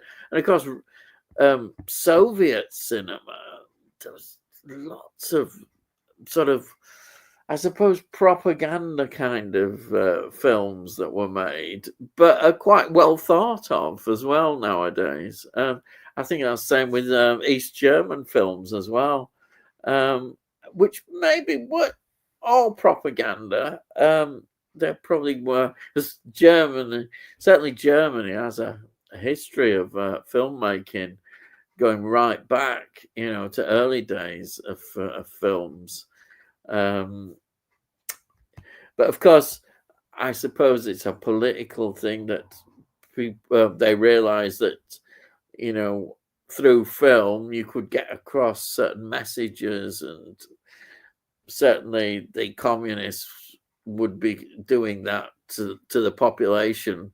Unfortunately, they probably had to watch some really awful films, but there were filmmakers who probably were making good quality films and were able to somehow get them, you know, filmed and that. I mean, you could do something like War and Peace. Probably they could do War and Peace because they probably like some of the things in there, some of the ideas of nationalism, you know, about, you know, Russia fighting the French and, you know, Napoleon and all that. So they could use it in those ways. And then I just watched an East German Western from 1966. It's interesting. East German Western, recently released on Eureka. It was better than I thought it would be. I have quite a few West German Westerns from the 60s, which were precursors of the spaghetti ones. That is interesting because you never think, oh, East Germans making a Western. Fascinating, especially Cold War period. Just quite interesting. I don't think I've watched many of them. No. Not And what then, comes to mind. yeah. And then Steve says, "Oh, thanks, Tony." A scene that brings, this is what we've said before, peace to my mind, is the final scene of Gladiator, where he thinks that he's in the fields with his wife and son. It was so pertinent to bring it up earlier. Yeah, that was beautiful. It's probably the perfect answer. Yeah. Because Cy Robson is a complete bastard like that. Yeah, and Tony says the scene from Galileo where Russell Crowe is reunited with his family after being defeated by the Emperor Commodus. I beat you to it, Tony. There you are, Tony. And then great minds think alike, Si. My trouble is I'm too slow at typing. Yeah, what it is that you're too slow at copying and pasting, you old bastard. So I love the scene in Peter Jackson's King Kong, where Kong and Naomi Watts are on a frozen lake. It's very peaceful, all quiet before the storm. It breaks my heart. Oh, that's a good scene, yeah. Well, you always saw the angst in King Kong when he was on top of the Empire State Building and holding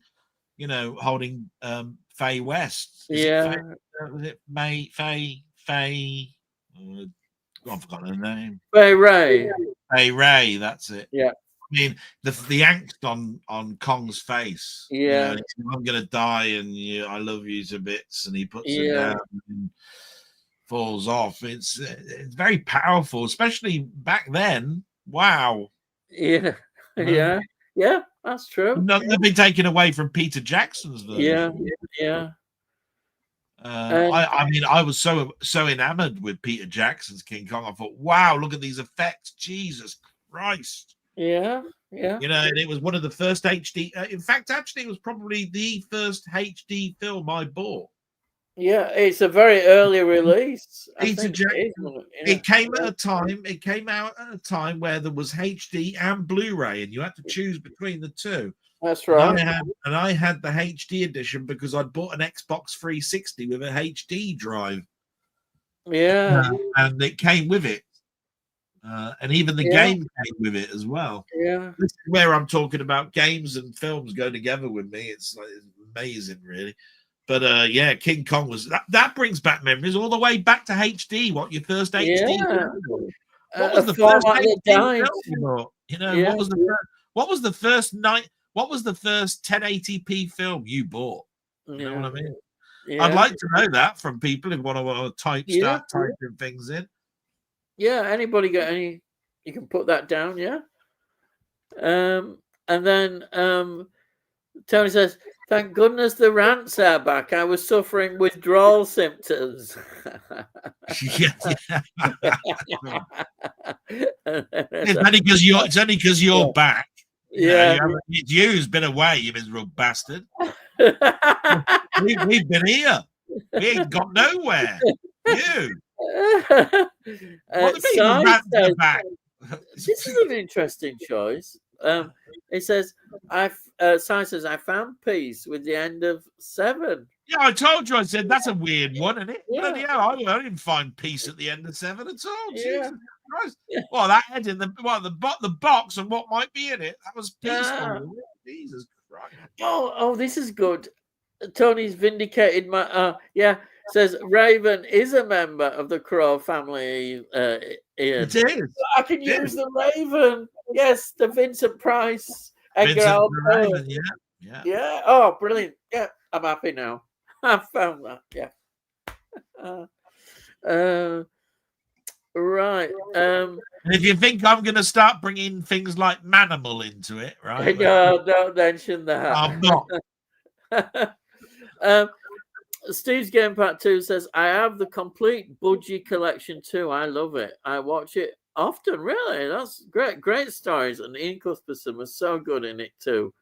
Shelley, no. I found it very boring. That's what I would imagine. That's another reason why I never watched it. Shelley was more the type of person that sat round a table Moaning. with his wife, moaning Yeah. and boring, and then Yeah. he'd go off to his job and he'd be moaning and boring around there, and then it'd be.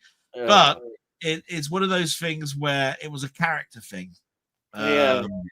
And Budgie for me was that show where you just watched him go from dilemma to dilemma to dilemma, and you wondered to yourself, when are you going to be able to cut those strings away from Ian Cuthbertson? Because you know he doesn't. I mean, there was one episode I saw where he chased him all the way through the episode, and when he got caught up with him. And he thought, well, I'm in a church. You can't actually beat me up when I'm in a church. Isn't it hallowed ground and all of that? Ian Cuthbert said, don't give a shit. Beat the shit out of him. Yes. Right, beat the shit out of him. Right. What a character. When are you going to learn that he don't like you? Yeah. he just it makes him feel big. Yeah. That's why you're around. Yeah. I haven't got the complete Budgie collection. I'd like to have it. I think I've enjoyed watching it from start to finish. I just remember all the iconic bits, like the title sequences with him grabbing the money and the music that was playing. Is Budgie a network one, or is it on somewhere else? Ooh, don't know. I know it's on Freeview at the moment, but you have to watch it at like 1 in the morning. Yeah. Tony says. And this is interesting. Adam Faith was good in McVicker. Yeah, he was. And again, as a small-time thief in the Peter Sellers film, Never Let Go, where he plays a gang boss. I've not seen that Peter Sellers film. I'm not sure I've seen Never Let Go. I've seen McVicker. Oh, I have seen McVicker. Roger Daltrey, isn't it? I think we've all seen that. Yeah. And he says Sellers plays the boss. Again, interesting. Peter Sellers does come up a bit. He crops up in just about every week in some obscure film, or sometimes just the major ones. But I talked about him in The Fox, didn't I? And other people were talking about being there and all of I don't know what his filmography is like, but I can imagine it's quite big. It's a lot bigger than you might expect. Yeah. And then, Si says Revenge is a great film. The scene with the shard of glass in the foot is very, squirmish. I know, especially with my feet, with their condition. I know what you mean. It is. It's a hard. Again, it's one of those hard films to watch because I saw that taken aback by it. I actually loved it so much I bought the Steelbook. After everybody had actually been talking about it and it had been talked to death, and then I actually discovered it. This is the beauty of YouTube and going on and listening to people's chat. It's actually a film, which is very rare for me, that I've got the special edition. I've got the booklet and everything with that. I've just got the French reissue Steelbook that was in a pink case with her on the front of the gun. Yeah.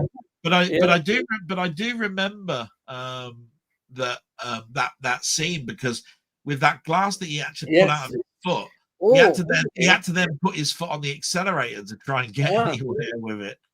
And he must have been in so much pain. He was going, you can feel it, can't you? It's all based around rape. Yeah. At the end of the day. Right. That's it. Yeah, that's not messing about. That is so. And this is where I do find it a very tight line. Now, I've used a word that some people say in chat channels you should avoid, like the plague, right? I mentioned in one chat channel rape, and basically it made them feel squirmish, and I didn't mean it to be that way. Honestly, it is true though. That's what else. The English language should make it. They're not ashamed of words. It's the context that you put them in. Now, the whole film is based around that. Yeah. And when I was talking about Basic Instinct, I skirmished around it a little bit. Yeah. But it's over sexualized, and there is one scene, and you couldn't make it out any other way that Trippy and Basic, I've forgotten the name, sorry. the psychiatrist that was doing for Nick in the film. She said no 3 times before he bent her over, pulled down because you know exactly what went on, and the whole scene was cut out, and it can be considered rape. Yeah, definitely. It is gratuitous. Does it add anything to the film? If you think about it in the context, it does, because he was trying to show that he is the boss, where he's been under her control as a psychiatrist, going to her meetings every week. He's basically had his balls cut off, basically all the way through. You can't drink Jack Daniel. You can't. If you watch it, that was the reason for it being in there. But could you have done it in another way? I think you could. Right? It didn't have to go to that. But you know, it's a very sexual film anyway. So it crossed boundaries. It got people talking. Yeah. Who went to go and see it, probably because people went, "Oh, by God, did you see this scene in it?" Yeah. You know, and people would go and see it for that. So, you know, Revenge is a great one, Si. Thanks very much. Bringing back memories of that for me, because I don't talk about that film very often. I didn't get to talk about it because everybody had talked about it to death, I think, by the time I was going around the chat rooms. They're talking about it, so you know. And then Tony York says, "I have an exploitation film from 1986 called Fair Game, where a lone woman has to protect herself from several very unpleasant, being polite, men at a remote farm in the outback." I can believe that. I like that word, Ozploitation. Ozploitation. Yeah, no, I think I've heard people use that before. Yeah, these Aussie films. That's made me smile, Tony. And in fact, you can come back next week now that you said that. Yeah. I'll let you. And now we've got Jamie from Muckman Movies. Good evening, you filthy animals. Yeah. I just want to say, Jamie, I was going to say, look, didn't we have a little chat just before we came on saying that you can send all donations for advertisement of stuff outside of here in regards to chat rooms that you might be having a chat with this weekend. If you send a $5 to us, we'll let you do it, right? No, but I will let you carry on. But I wanted to say thanks for his. I just want to say his chat show, his chat. He did. Jamie did a really good chat with some American channel. I thought he was really good. He kept up the Brit, to use a carry-on phrase. He kept our end up very well, and for Britain. And that, but it was very good. It was quite a well-informed appearance, and I thought it was good. I watched it this afternoon. I'll listen to it. The great thing about some of these things, you don't always have to be watching. You can just listen to it as well as it's going on. Yeah. But that was good. I actually went there and I said subbed. I subbed to the guy. Thought he was very good. Yeah, I saw you. I had things going on in my life which meant I couldn't see it live, and I felt guilty. Yeah, but I watched it all the way through without a second's gap, and I thought it was great. I learned awful stuff. I thought to myself, "Muckman, you bastard! Can I eat you, little shit? Piss off! Go on, bugger off down the road or something. You know, shit." And then we've got Tony saying, "Evening, Jamie." And Muckman Movies just finished watching Salute of the Jugger. Bloody love it. Oh, that's that film you've been on about. Rutger Hauer. Yeah. I know you really went on about that film. And then Muckman says, "All right, Tony. Muckman, being haunted. First Blood is a good one." Yeah, that is. I never thought of that one. Excellent. What a great film that is.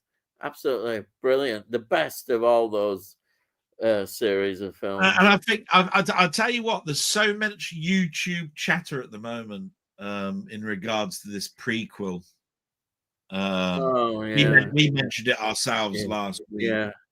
And to be quite honest, leave it alone. Yeah. Jesus, and going back to Vietnam and all of this sort of stuff. What a bollocks! No point, pointless. And then, hey McMahon, I watched the stream on Sunday. I didn't comment that time. I watched it as well. So you have had people watching you. I hope the guy got a load of good subs. I hope he did. Yeah.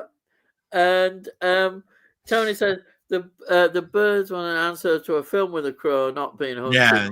It was a separate question from Bob. And so thanks for watching. You should have commented, as there weren't too many. Yeah, I should have commented. Delboy did. He did the right thing. Yeah. Yeah. No, I thought it was. I thought it was. No, I'm guilty in the fact that I wasn't there when it was live. I commented afterwards. It was like, but I did see your comment. There was a lot of things going on the Saturday. I'd got some really bad news, and it affected me drastically, and it still does now. Not to go into that, but it's just where I want to support people, it took all of the flame out of my belly. To be able to do something. I just felt physically sick and not wanting to do anything. I mean, I actually it helped me because I've had a very bad day today. I've not been well at all, and so I was listening to it, and I thought it did actually help me. It took my mind off, which was a good thing. So I should have commented. I will do when I'll go back. I gave it a like. I think. I mean, I know there are people out there that basically love to hear the fact that I'm in pain. I know there is, but I come here and everybody's so nice. This is where I mentioned in my blog, that you're a big sort of like you like the stuff that I do, and I appreciate it all.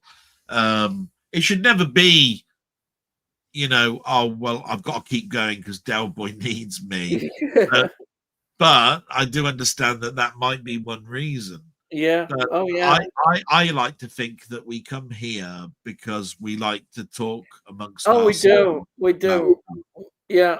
I mean, that's what kept me for various reasons. For those two reasons, today I thought, today I've not had a good day. But it's funny because doing it now, and as I've got into it, it helps take your mind off things, doesn't it? And you get involved in all this, and it's a positive thing. It is a good thing, not everything's always bright and sunny. That's life, isn't it? But this helps. It does help. It certainly helped me today a lot, so that's good. Let's see. It says, "Oh, you enjoyed it. We did enjoy it." So Jamie. Well done, Ian. You did Dell's advert while we had viewers in double figures. Yes, I've got it this time. It's a good job I did it when, and it's now gone down to 6. Wow. That's because I've been out of shot for so long. And then I could only stay on until you did your top US films. No 12 Angry Men. Your top US films. You're doing a top US. No, it was when he was in that. Jamie was in his chat, and it was asking about US films and that. Okay. And then he was saying British films and that. They're like swapping films, I saw Jamie bring out the 4 British films. He thought that I thought British films. I was shouting, but nobody ever listens. I was going, what about all those blooming classic Hammer films? They're British films, and nobody mentions. And I thought, Jamie, Yeah, you're yeah. not mentioning Hammer films. Blooming heck, what's up with you, lad? I think, you know what, to back up Muckman and Jamie here. I think it shows a good chat when you're shouting at the screen. You go, "Oh, you bastard! Yeah. Oh, Jesus, you little shit!" Yeah, Because when this guy turned around and he said, "This is what amused me," he said, "I've bought the right stuff, but I ain't got around to watching it yet." You what? The right stuff? Yeah. Jesus Christ, man! What you doing here? Turn it off now. Go and watch it. It's like 3 hours of excellence. So what? Yeah, get it watched. What? Jesus? Yeah. You know, because I mean, I could have brought Capricorn 1 in, and I could have brought, you know, but I was just doing the right stuff. I mean, it's a great film. The lead up to the NASA program. I mean, we're talking about people that flew and beat the sound barrier and sort of stuff. I mean, what I like about the right stuff is you get into the characters. It's a character-driven thing, and maybe that's what. Maybe people want loads more action, but I love the right stuff. It is a long film, but to be honest, I was so involved in it, I didn't know it was that long a film. Absolutely love it. Yeah, it's a great film. You can have good long films as well. But yeah, anyhow, Jamie, take no notice of me, but you know, there's so many. I'm a great champion of films from our country. Just look at the history of all our films. We have films, cracking films, really, right back to 1930s. Really, it really annoys me sometimes, because when I used to go over to the States and I used to talk to people when I was over there, and all they could think of when it came to English cinema was things like the Ealing comedies. And I'm going, you do know there was a life after the Ealing comedies, don't you? Yeah. You do know that you guys have actually come over to Pinewood to make God knows how many films, because we have got one of the best movie studios in the world, with the biggest stages and the biggest technical crew that you can ever come across in your life. And all you talk about was, I've seen the Lavender Hill Mob. That was really good. That one. I'm going, Jesus, there's more than that. Yes. Yeah. And if you then expand upon it, they'll turn around and say, because Love Actually was all right as well. You see, you've gone from one extreme to the other. There was stuff in the middle there, man, that you're missing. You know what? I mean, with all due respect to Americans, they don't really. He was going on about Lock, Stock, and Barrel. That's not.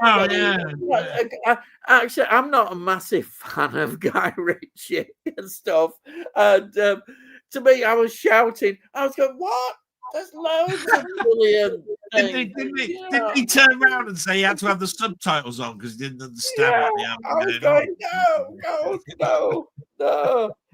no, dear me. Oh, what about Kez? They probably need subtitles for Kez. It won't be able to understand Brian Glover and alt Yorkshire accents. Loving heck. Yeah. Anyhow, British films. There's loads of them. Loads of them. Yeah, it's probably why he's got Alien 3 at the bottom of his list, because he said, in Alien 3, there was this bold bastard that talked for a bit, and I haven't got a clue what he was talking about. But thank God the alien tore him through the roof, because I haven't got a clue what he was going on about. Sorry, Jamie. I don't want to put people off. It was still a good live stream, but I was just flying the flag. I sound like a blooming patriot, and what have you? I suppose I am with British films. The right stuff's American, and he ain't got round to watching it yet. Americans love flying the flag, don't they? That threw me in the same way when you said I ain't seen Tron and I ain't seen. The hell, Jesus, man, what the hell's going on? But I mean, Guy Ritchie is. No, I don't like Guy Ritchie much. No, it's not my kind of thing. But what about villain?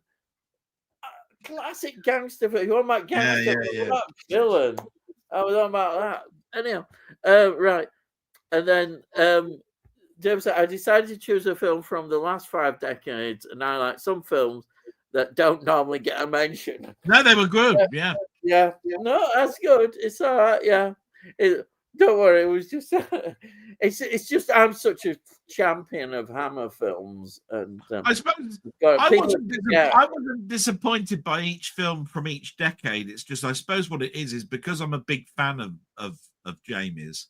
Yeah. I've seen him show those boxes before because it was like, so he went, so this is my one from the 2000s. I know exactly what he's going to choose.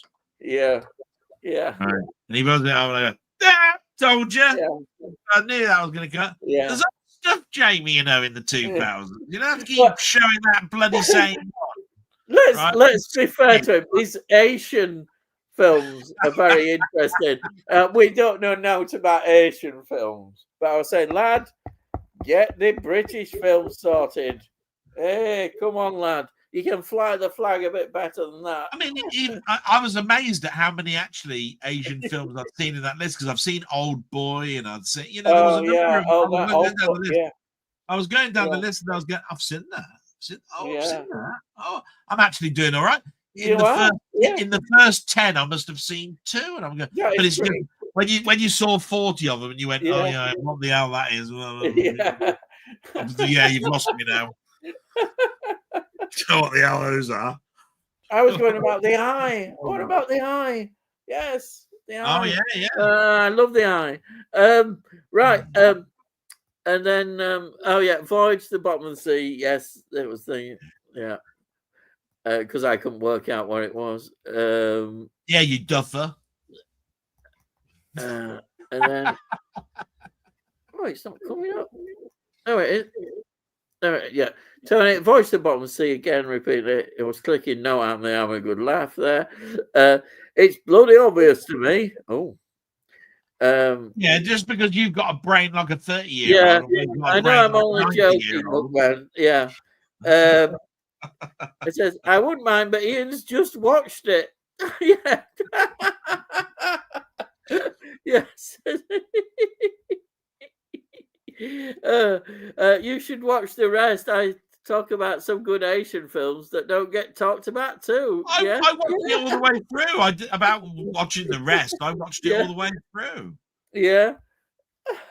He's made an interesting comment right at the end here. I have to mention it because this made me laugh. Yeah, the bloke said, I'm really looking forward, I think, to watching Get Carter, the Michael Caine one, because I've only seen the Stallone. I've only seen the Stallone one. I went, you ain't watched nothing then, because that ain't nothing like Get Carter. I mean, Christ, man. Biggest pile of shit I've ever seen in my life. Yeah. Stallone in a suit, going around and swaggering. Bollocks to that film. I really wanted you just to turn around to him and say, "You're going to." We were all shouting at the screen. You're going to see some real class when you actually get to see Get Carter. Oh, Jesus, man! What the hell? My impression was exactly right. I thought, even before they're on about British films, I bet they think Guy Ritchie represents British films. And what did he bloody do? Going on about Guy Ritchie? Come on, please. And of course, he threw everybody because he was talking about a film called The Jackal, wasn't it? Which we know as Day of the Jackal. Right? Yes, of course, it's Day of the Jackal. Because they were talking about Jack Black, and I was going, Jackal, Bruce Willis. I didn't know when Bruce Willis. And of course, you could see his face, McMahon. He was telling me, I know exactly what you're talking about. Do you mean Day of the Jackal? Yeah, that's the original one. Is the best. You do know that was made about 30 years earlier, don't you? If there's any American watchers here, we're very sorry, but we can't help it. It's like somebody turning around and saying, I watched that film the other day. What was it called? Tinker Tailor Grab My Toe or something. No, Soldier Spy, you stupid Tinker Tailor Soldier Spy.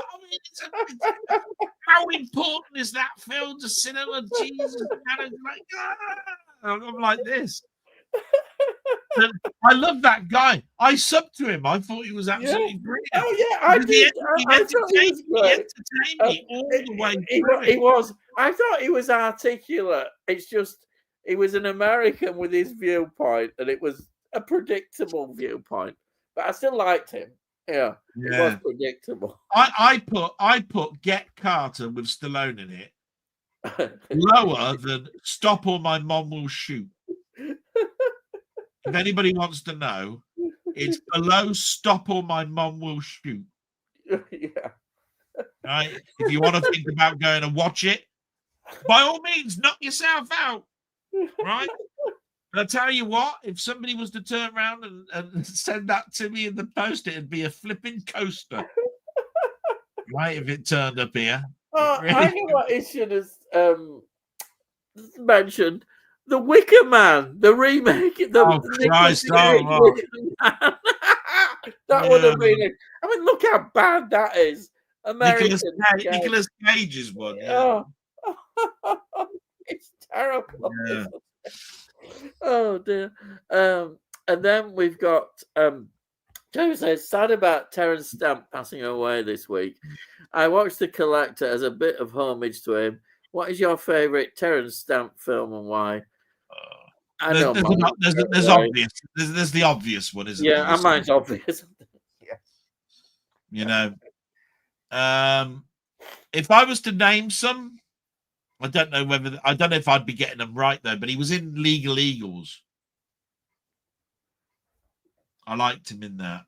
Yeah. I wasn't a big fan of Priscilla. I don't know why. Everybody talks about Priscilla, but I was never a big fan. I agree with you.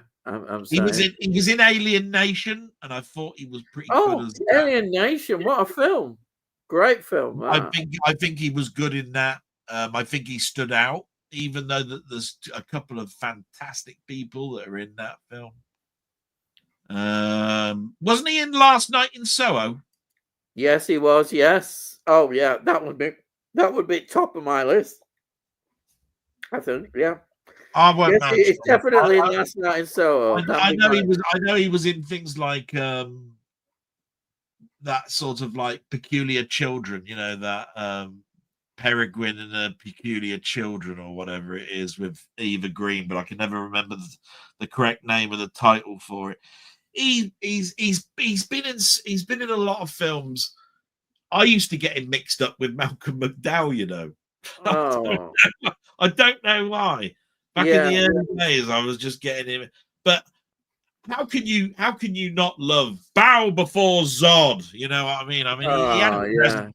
That man is just like wow. Actually, he did mention one of my favorite films, which was Far From the Maddening Crowd. Absolutely love that. It's with Julie Christie. It's a great period film. Absolutely love that. Napoleonic times. Yeah. I need to get this out of drink in a minute. It was in a film that I'd like to see that I've not seen from 1966, which is it comes up quite a bit. Modesty Blaze. I've never seen Modesty Blaze.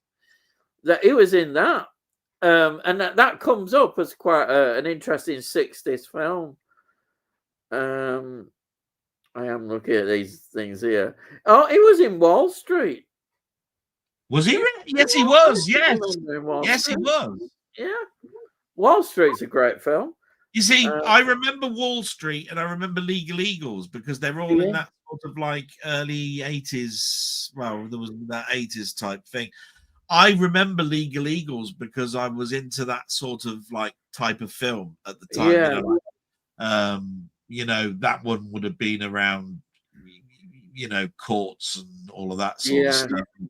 You know, there's times where I've been into submarines and I've watched everything to do with submarines, and I've been into crime and I've watched everything to do with crime, and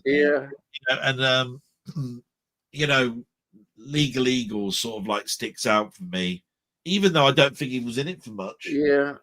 What about the Bowfinger or Bowfinger? Well, I do know that it's isn't it McMahon's favorite Steve Martin film? I said it was a good film. It is a great film. But I prefer Steve Martin's earlier stuff like Roxanne. But it is a great film, and it's great to see him with Eddie Murphy, because Planes, Trains, and Automobiles is probably my favorite Steve Martin film that you're ever going to come across in your life. Yeah. And there's another film that now this is hardly ever talked about. Hardly ever talked about. And I tell you what, it hit me at a time where I was in a sad place. He did this film called what was it called?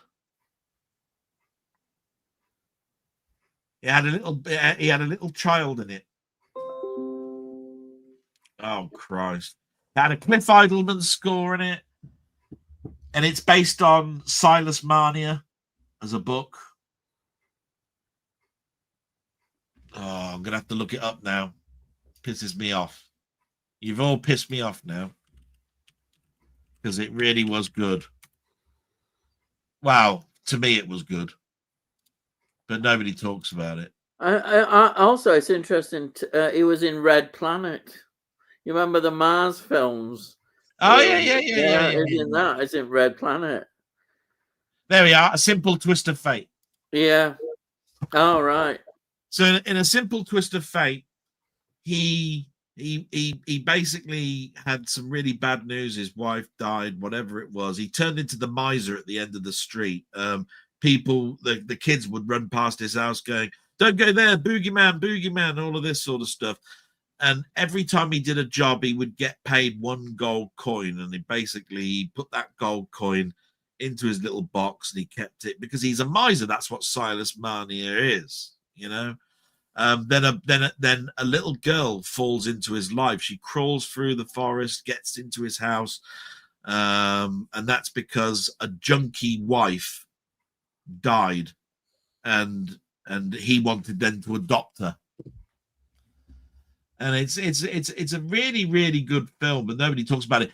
And by the way, it's the score that Cliff Idleman did after Star Trek: The Undiscovered Country. Oh.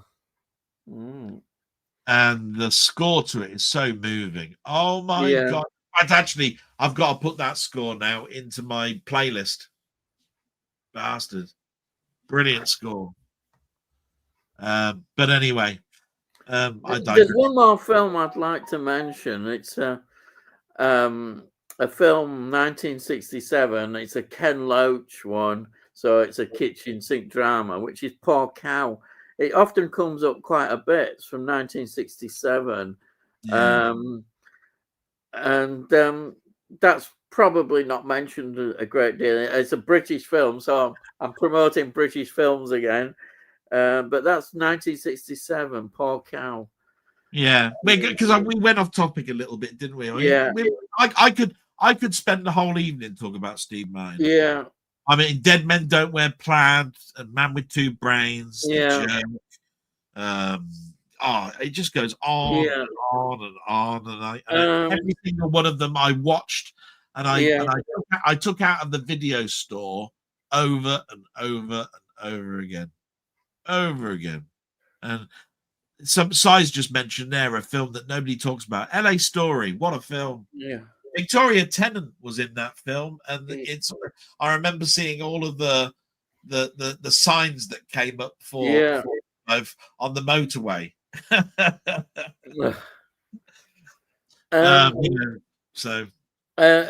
Muckman says he loves In the Limey. Yes, the Limey. I'm just going to get a drink. I won't be a moment. Oh yes, it's far from. I know Tony would have good taste here. Far from the Maddening Crowd springs to mind. Love the period setting and Julie Christie. Oh yeah, who couldn't love Julie Christie? What a film! I could talk about Far from the Maddening Crowd. It's just special. It looks great. The cinematography is fantastic in it. The story, Julie Christie just absolutely shines in the film. She is, well, you can see why all these people are trying to compete for a hand in marriage, because she is just outstanding. You see her, you think, wow, absolutely fantastic. So I really rate that highly, that film. It's a beautiful film. It really is. Can't say more than that. But anybody who hasn't seen Far from the Madding Crowd, if you like period drama with good, that look absolutely stunning, beautiful film. And Julie Christie, I always say it, you can't go wrong with Julie Christie. You just look, whatever she does, you just can't help but just look at her and think, wow. The type of roles she's had, just look at her career. Fantastic career, absolutely. Yeah. I remember looking on a map of England once, and I found next to a sort of a city called Leeds, it said "Far from the Madding Crowd," right? Just to the right. Yeah. Oh dear. Right. Oh dear. Oh dear. Where's Far from the Madding Crowd? You've only got to go about 5 miles down the road from Leeds. You won't find it. What, down Jerry Goldsmith Avenue? And, yeah, that's it. Yeah. Oh, right. And then I've just had the Lime and Far from Madding Crowd delivered this week. Not seen either, but thought it was a good time to watch them. Tell me what you think of Far from Madding Crowd. Oh, wow. What a film. Don't. Let him wait. Let him wait, the bastard. Yeah.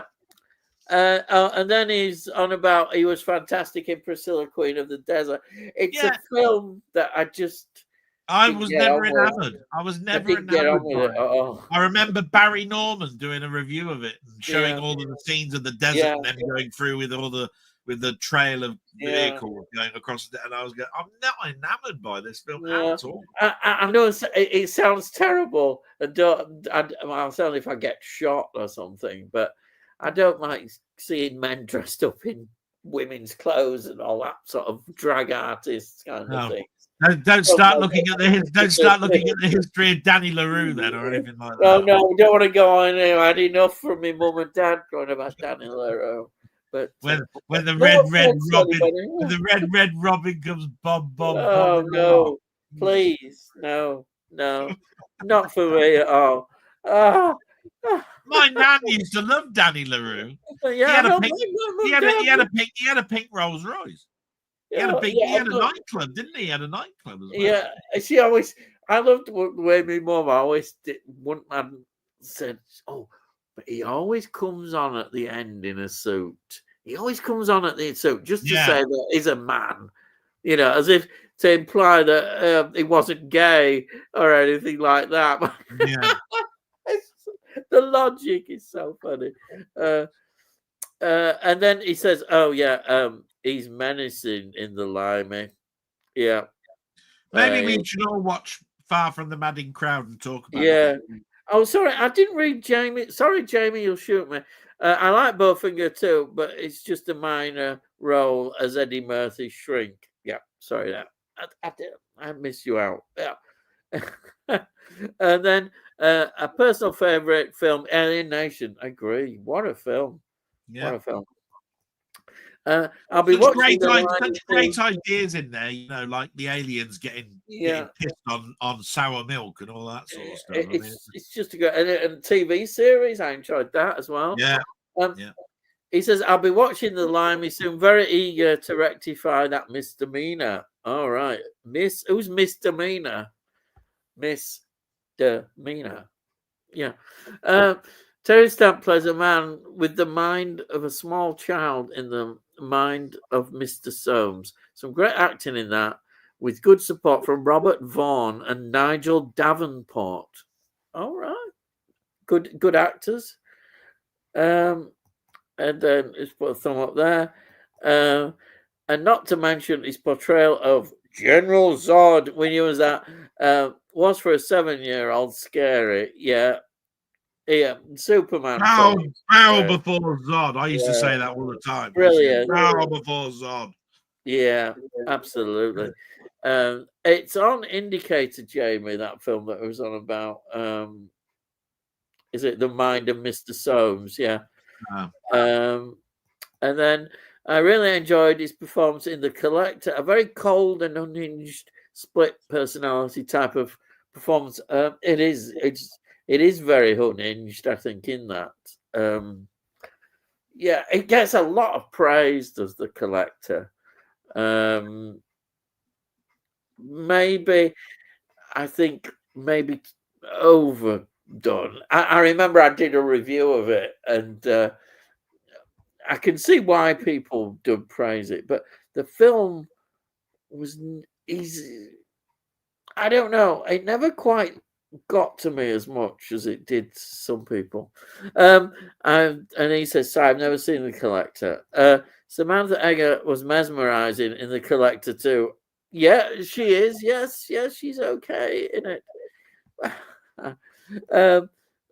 Me neither. There's a plaque above the doorway of the Toucan pub in London with a quote from Terence Stamp during the filming of Last Night in Soho. That's nice. This staircase isn't good enough to be in a movie. That's good. Yes. It's a joke. I was pulling your legs with the end of 7. Oh, yeah, right. Of course he was. He was. Don't lose your head, Delboy. That's a Carry On film, isn't it? Yeah, I knew you'd.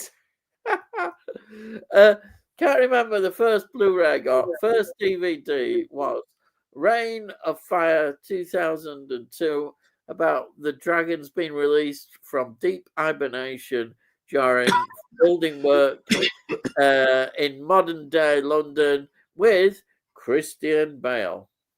Well, it doesn't. You see, the thing is about that is it doesn't have to be Blu-ray. It could have been HD DVD. Yeah. 1080p was HD DVD or Blu-ray. I was just trying to get out. I wonder what was the first films people got, because some people got their first insight into it from game consoles. You got to remember that Blu-ray won because of the PlayStation 3's Blu-ray player being built in. Yeah, it did, yeah. It's amazing how certain things influence what makes a great player. The Betamax player should have won. Hand over heels, it should have won. Right? But the very nature of the fact that you can't record one film on one side of the tape was death knell. Until later. You see, when you finally were able to make a film that was 2 hours long, you could record a 2-hour film on one. That was, that was death knell, because VHS always was able to do that. But its parts and its quality and all that sort of stuff, a sub all the time, Yeah.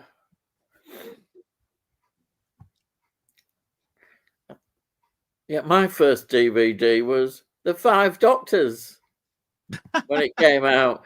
BBC released a couple of DVDs, didn't they? There was a Best of Monty Python, which I got. Yeah. I needed some. I was there quite near the beginning getting DVDs. I knew as soon as you watched the DVD, you knew it was the end of VHS. You just knew straight away. Thought, wow. It's hard. It's hard for me to say, and the reason for it is I had Laserdisc.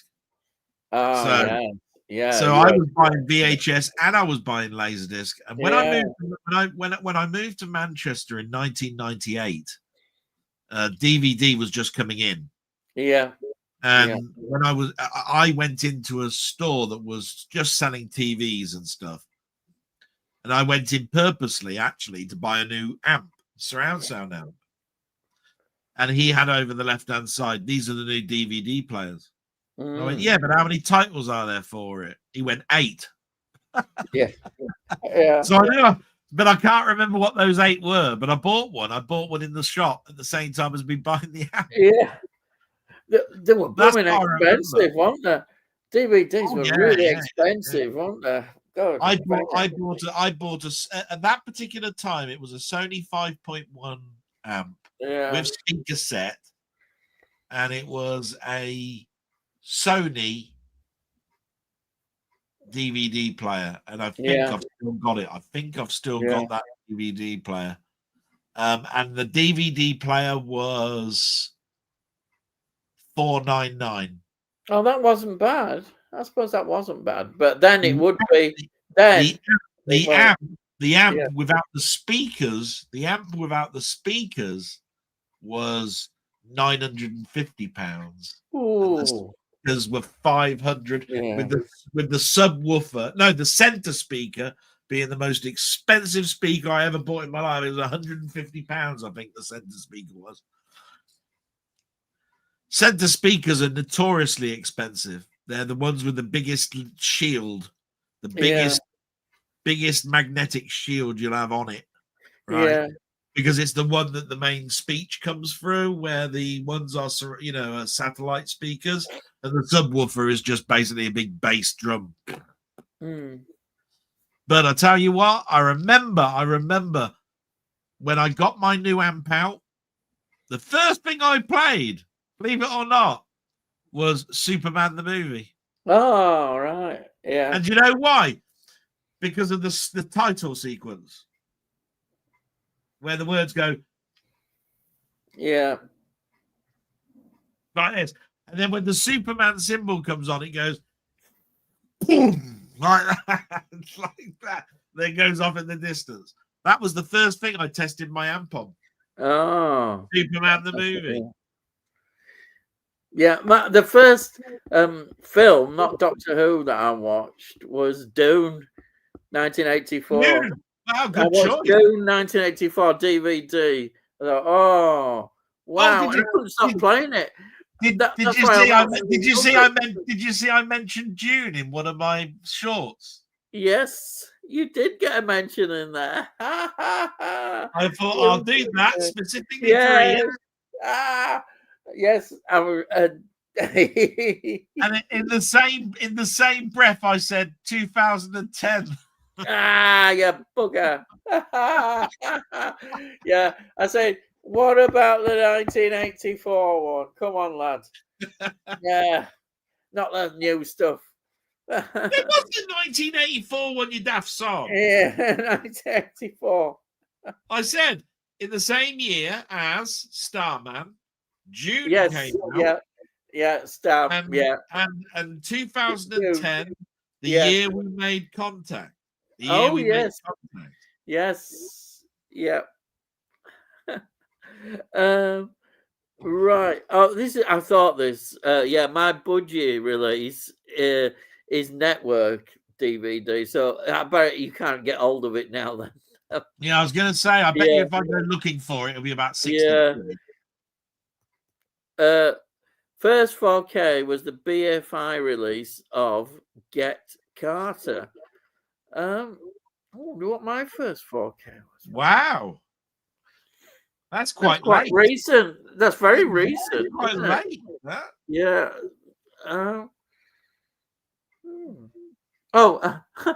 4K. What would it be?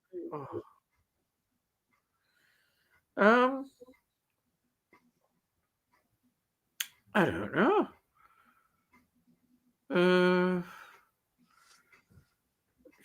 I think it might be one of Marvel films. Probably one of Marvel ones. The one I remember when it first came, there wasn't a great selection at first of 4Ks, was there? It soon started to grow, but right at the beginning, it wasn't. There weren't that many, was there? Because I was waiting ages for Doom to come out. Yeah, but I couldn't wait any longer. I ended up getting American. I'd have to load up my collector's software. And I can't. Because whenever I put my 4K scans in, I usually put in the date I bought it. So I'd have to go back to that because I can't remember what my first 4K was. It was at the same time as I got my TV. Yeah. And that was 19. That was 20. Ooh, 20. It was the year before COVID. Yeah. It must have been 2020 or something like that. I got that. Yeah.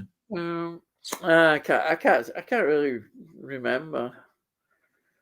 No, because I was always saying, "Oh, I wish so and so was out on 4K," and I was always wanting The Exorcist to come out and Suspiria.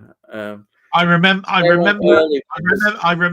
You know, not to go over one that you hate.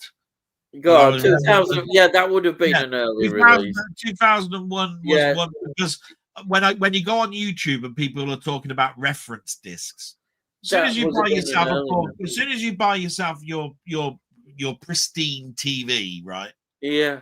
The first thing you're going to do, really, aren't you, is go on YouTube and say name a 4K reference disc, right? 2001 would have been there because it was one of the early ones. I know what it was. I think Blade Runner. Blade Runner was quite an early one. I'm sure. As soon as I saw that on 4K, I thought, "Oh, I've got to have that." It probably was Blade Runner, and the follow up, the other Blade Runner film, 20, is it 49 or whatever it is? I think they would have been that. I'm gonna ruin Cy Robson's day. He's put all this talk about first 4K. I can't remember, but I can remember my first VHS tape. Yeah, so can I. It was a Sony. Yeah, Sony blank tape. I remember the first VHS tape I bought. It was hang on. It must have been a blank tape. There's no way in this wide world, right? That you didn't buy a blank tape before you bought a movie. Yeah, Scotch. It would have been a Scotch. Yeah, it was a Scotch tape. Yeah. But the first film that was already on there, I remember from Smith's, was The Fog. That was my first VHS, The Fog. Yeah, and it was on a thing called Channel 5, which was like a budget label. Yeah, it was a gold. And it was on Channel 5. It was quite cheap. It is difficult because what you have to understand is some of us, when we bought our video recorders, it was my dad that bought our video recorder, right? He brought it home. Yeah. And he worked in a factory. And if you've ever worked in a factory, you'll know it's rife with piracy, right? Yeah. Rife with piracy. And I tell you what, the most pirated films that were out there, and everybody must have seen them, was E.T., Rocky 3, Deliverance. Yeah. There was The Mean Machine with right? And there was no blockbusters, and they were all boutique type video rental stores, right? Yeah. So you couldn't, if you said, "Where did you get your films from?" Right? Everybody would have a different place they got them from. Yeah. It's unheard of. You forward 6 years, and everybody went, "Oh yeah, I've got a blockbuster film out tonight." Yeah. You know what I mean? It's amazing how the world changed when it did. Because our first time I ever saw videos for rent was from Corner Shop. They'd have a little rack, and you just switch the rack around and say, "Oh, I'll have this." And like a comic book, like a quick comic book swivel rack. Yeah, that was it, wasn't it? That was it. Yeah. I never went to some people's first experience of a VHS rental was from places like Shop Around the Clock or some stupid name like that, right? Sorry, I've never heard of that. I just made up a name there. I love it. It's a great time. Shop Around the Clock. Oh dear, Bill Haley. Right. Let's have a look. I quite like Rain of Fire, but it got a critical mauling. Oh dear. Right. I find it a reasonable watch, and Just ordered the excellent Sam Raimi film A Simple Plan tonight. Had to get import from America, US. Yeah. And then Book My Movies. I got my rant, and he's having a good laugh there. Yeah. Salute of the Jugger is such a Vizio Store classic. Yeah. Yeah. What's your favorite non-Evil Dead Sam Raimi film? Go on then. Oh, Spider-Man, first one. Yeah, That's it. Okay. What about you? Well, I mean, I put. Everybody knows that Spider-Man 2 is going to be my favorite one, right? It's going to be my favorite one, but I did write down underneath. Here's one that should be mentioned, right? And it was The Quick and the Dead. It's the next one down. It was right. Yeah. Right. Yeah. That's not taking away anything from what's it? Dead Man, is it? No, I forgot what it's called. It's called Dark Man. Yes. Not taking away anything from Dark Man, but The Quick and the Dead, is pretty close to what I consider to be a great film after the Evil Dead stuff. But Spider-Man's got to be mentioned, hasn't it? I mean, it's what made him a billionaire, I suppose, because I think he's pretty well now. Resting on his laurels with his money now. He doesn't need to do too much. Yeah. He can pick and choose his projects now. So I think The Evil Dead is an interesting lot of films. I know they're well thought of, and I've got them in my collection, but I still wouldn't put them as. They never are in my top horror films. I do enjoy them, but I don't see them as higher level films that I enjoy. I prefer to watch a Hammer film to Evil Dead ones. They're great on the special effects, and there's almost humor a bit in. But I never count them as top notch. No, I'm a sucker for. Very good. I'm a sucker for Arthurian Britain and all of that sort of stuff. So I'm gonna like the third one, and I get that. And I'm gonna love the first one because basically it's sort of like you shouldn't be watching a film like that because it came out at a time where you're not supposed to be watching like that. And then the second one was full of humor, and I like that idea that the hand was going around and sticking its fingers up at you and all that sort of stuff. It was just schoolboy sort of like So in all, there's something to like in all three for me.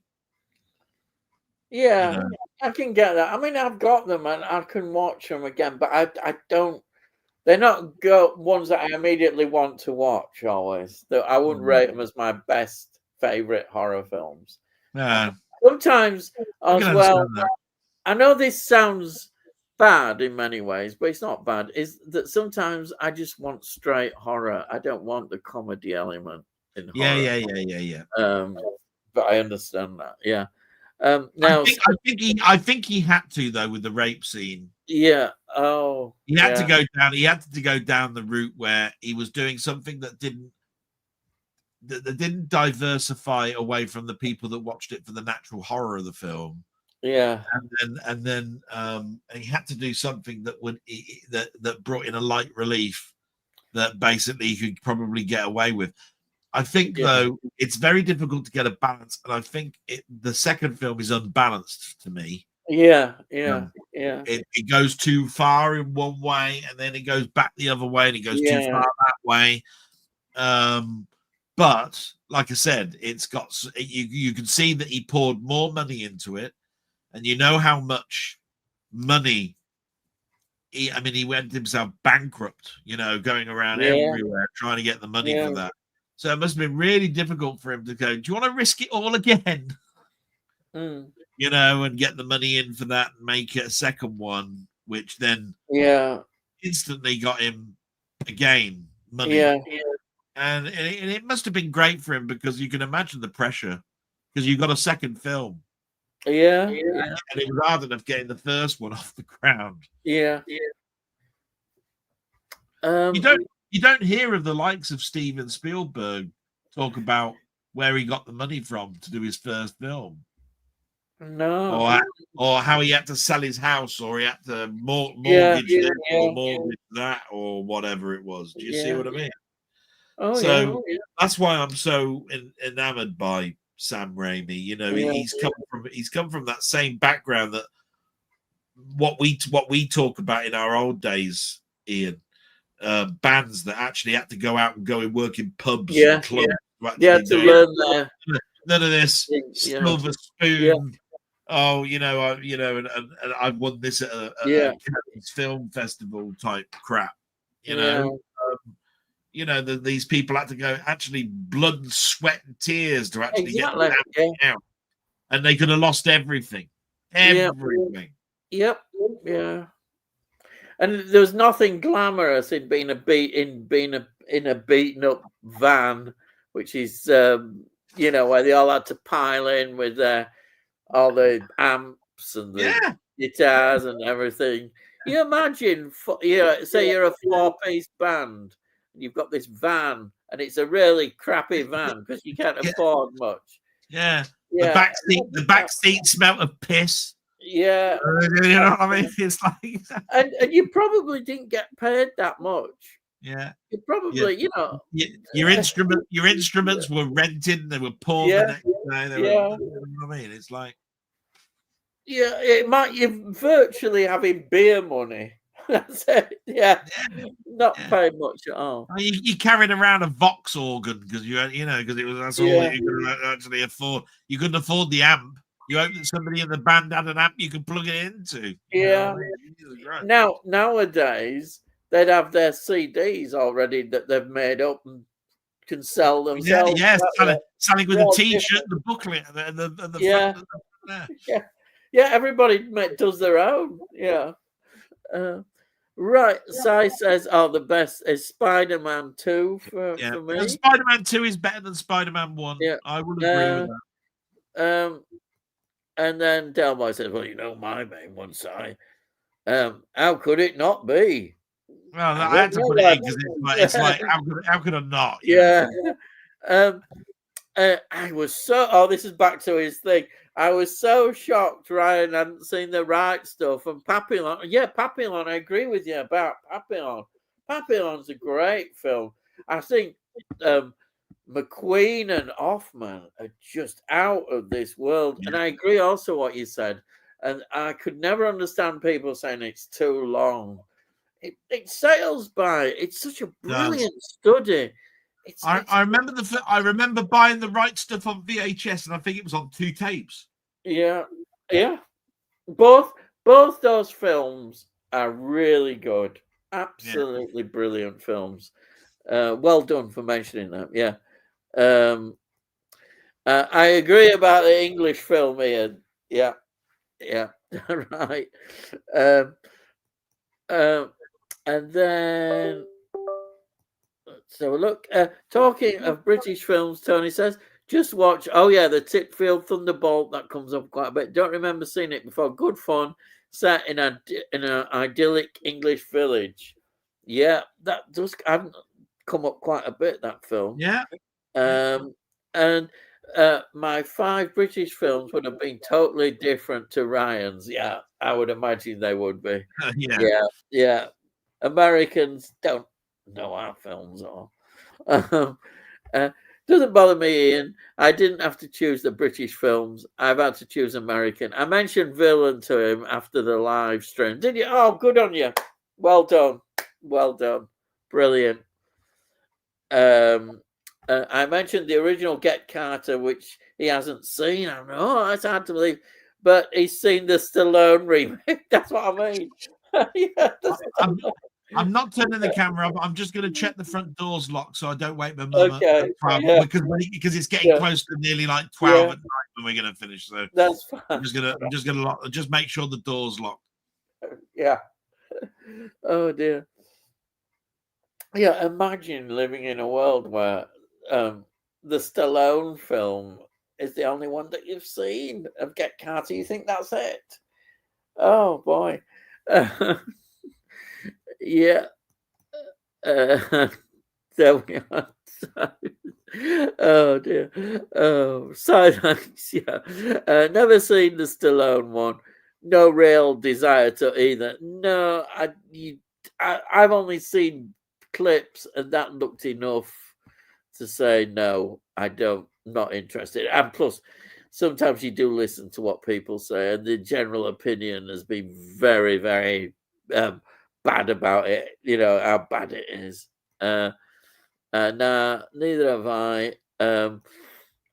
We can't say everything, guys. It all depends on our upbringing and influences as we grow up with. Yeah, that's true. It is influences, definitely.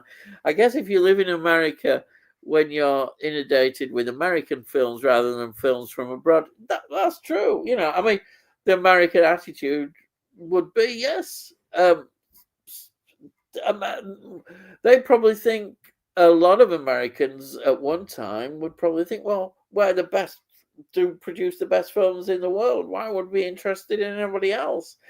But that kind of attitude is probably people who get into films and deeper into films than the indie films particularly, and then start looking more worldwide. And you got our country, then you got France, and then you got Asia. It just spreads. That's all comes from just, I think, a love of films. Really, it's just wanting to watch and experience different types of films. That's what it's about. That's why it kind of snowballs. The more you get into something, you just want to know more and more and experience more. And then I'll try and get this. It's not coming up. Come on. Why isn't it coming up? Clicking. Oh. Well, I can see one come up. Right. It's come up. I had to click it again. So anyway, it's come up. I finally come up with this. Bowfinger and the Jerk are my favourite Steve Martin films. Yeah, and closely followed by Dirty Rotten Scoundrels, which is a remake. Yep. And I really like LA Story. I think that Steve Martin directed that. Yeah. He did.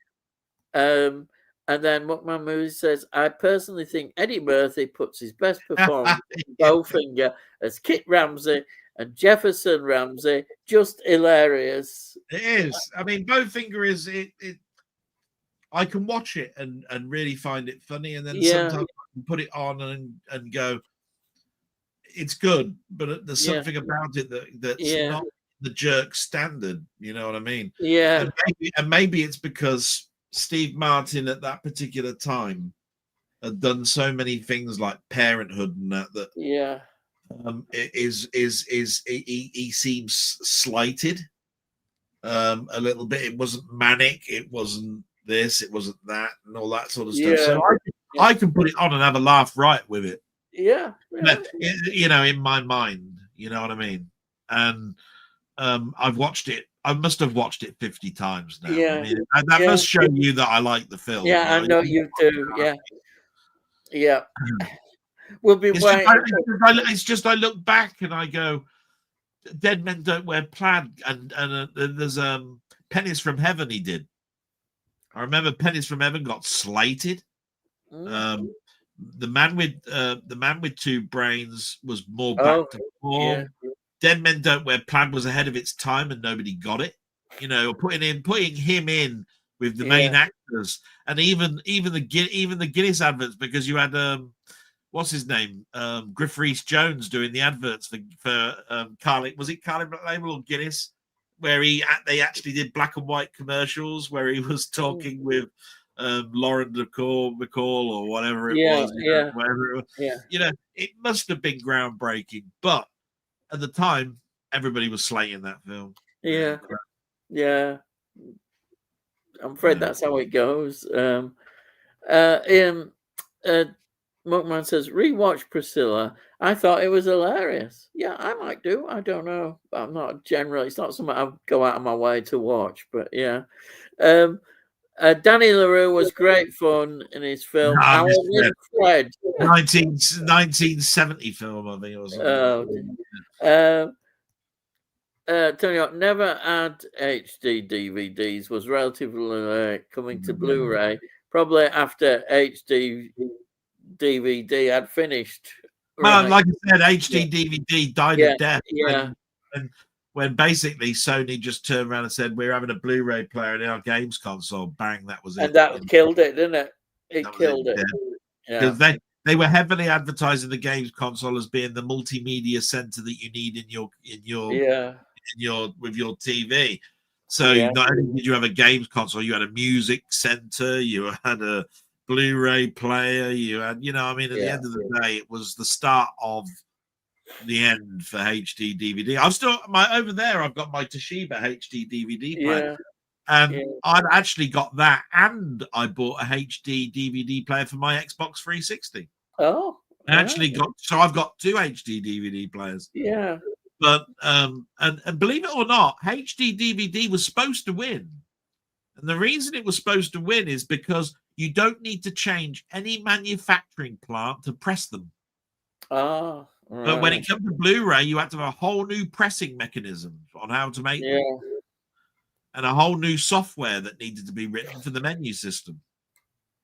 And HD DVD used the old DVD method for the menu system and the same pressing system. So it should have been cheaper. The business economics should have been all around it, but no, because Sony just was so large. Bang. Yeah. Let's have a look. How long did it take to get the Starman theme out of your head, Del? Yeah. Yeah, look what I put at the end underneath that. Bastard. Got him. That's a favorite one. Oh dear. And then my first 4K would have been a Steelbook. Well, of course, wouldn't it? Yeah. I wonder if mine was. My first DVD. I think it might have been. I wonder. My first DVDs were Aliens, being John Malkovich. Oh, crikey! Oh, wow! Interesting choice, being John Malkovich. Not exactly a mainstream film, that bit left of centre, that one. And something else that came free with the purchase of my Toshiba because DVD they did player. When you first bought your players, they actually put in a few films. Now, I've got a funny feeling that one of my first DVDs, the DVD that came with it, was actually a Robin Williams film. Yeah. I can't think what it was. I can't remember what it was. I'd have to look. I'm really going to have to look at my collector's edition and find out, because it'll be in there. And then Si says, we talk of first 4K. I can't remember. I can remember the first VHF I bought was The Glory Boys with Rod Steiger and Anthony Perkins. It was a TV show about the Cold War. Oh, right. It was. Yeah. And then we turned around and said, "You lying bastard! It would have been a Scotch tape, you little shit." Maxell tape or something. Maxell. I forgot about Maxell. Yeah. It wouldn't have been any of this buying film shit. It would have been a blank tape, you bastard. And I bet you got it from Woolworths as well. Oh dear. Oh dear. And then Muckman, come on, Si, stop trying to pull the wool over our eyes. Your first VHS was Glory Hole. Dirty bastard. Dirty bastard. Yeah, my first VHS tape was Flesh Gordon. Yeah. Flesh God. The first VHS I rented was Alligator. Oh, brilliant Alligator. Love Alligator. And then we have got Jim Jam. Good evening. Oh, James, welcome. And then I found 2 bargains: the Protectors, The Man in the Suitcase for just over £9 with each 2 sets I needed. Oh well, I'm pleased that you've got particularly needed them for your collection. I do know that he found the Blu-ray of Man in a Suitcase a bit too expensive, and I can understand that because it was 25 quid for the Blu-ray, but I still think that's a bargain. Yeah. But if you're not worried about all of that, then that's a bargain. Man in the Suitcase, £9. Yeah. What can you say? The Protectors, one of my favorites. Yeah. I'm dead jealous of Pete. Really, he had the the Protectors. Oh, he had a thing with them, and they were sending him videos. Yeah, they not only did they send him the whole of the collection, but then they sent him the book that was the anniversary edition with the 2-part episodes that made up films that they actually did release as films in other countries. Did they do the Persuaders? Did they Yeah. do the Persuaders? I'm sure he had them on Blu-ray. That's what I'm probably thinking of, isn't it? It's Danny Wilde and Lord somebody. Yeah, the Protectors is Robert Vaughan, isn't it? With alley, in the avenues and alleyways. That's right, Tony Christie.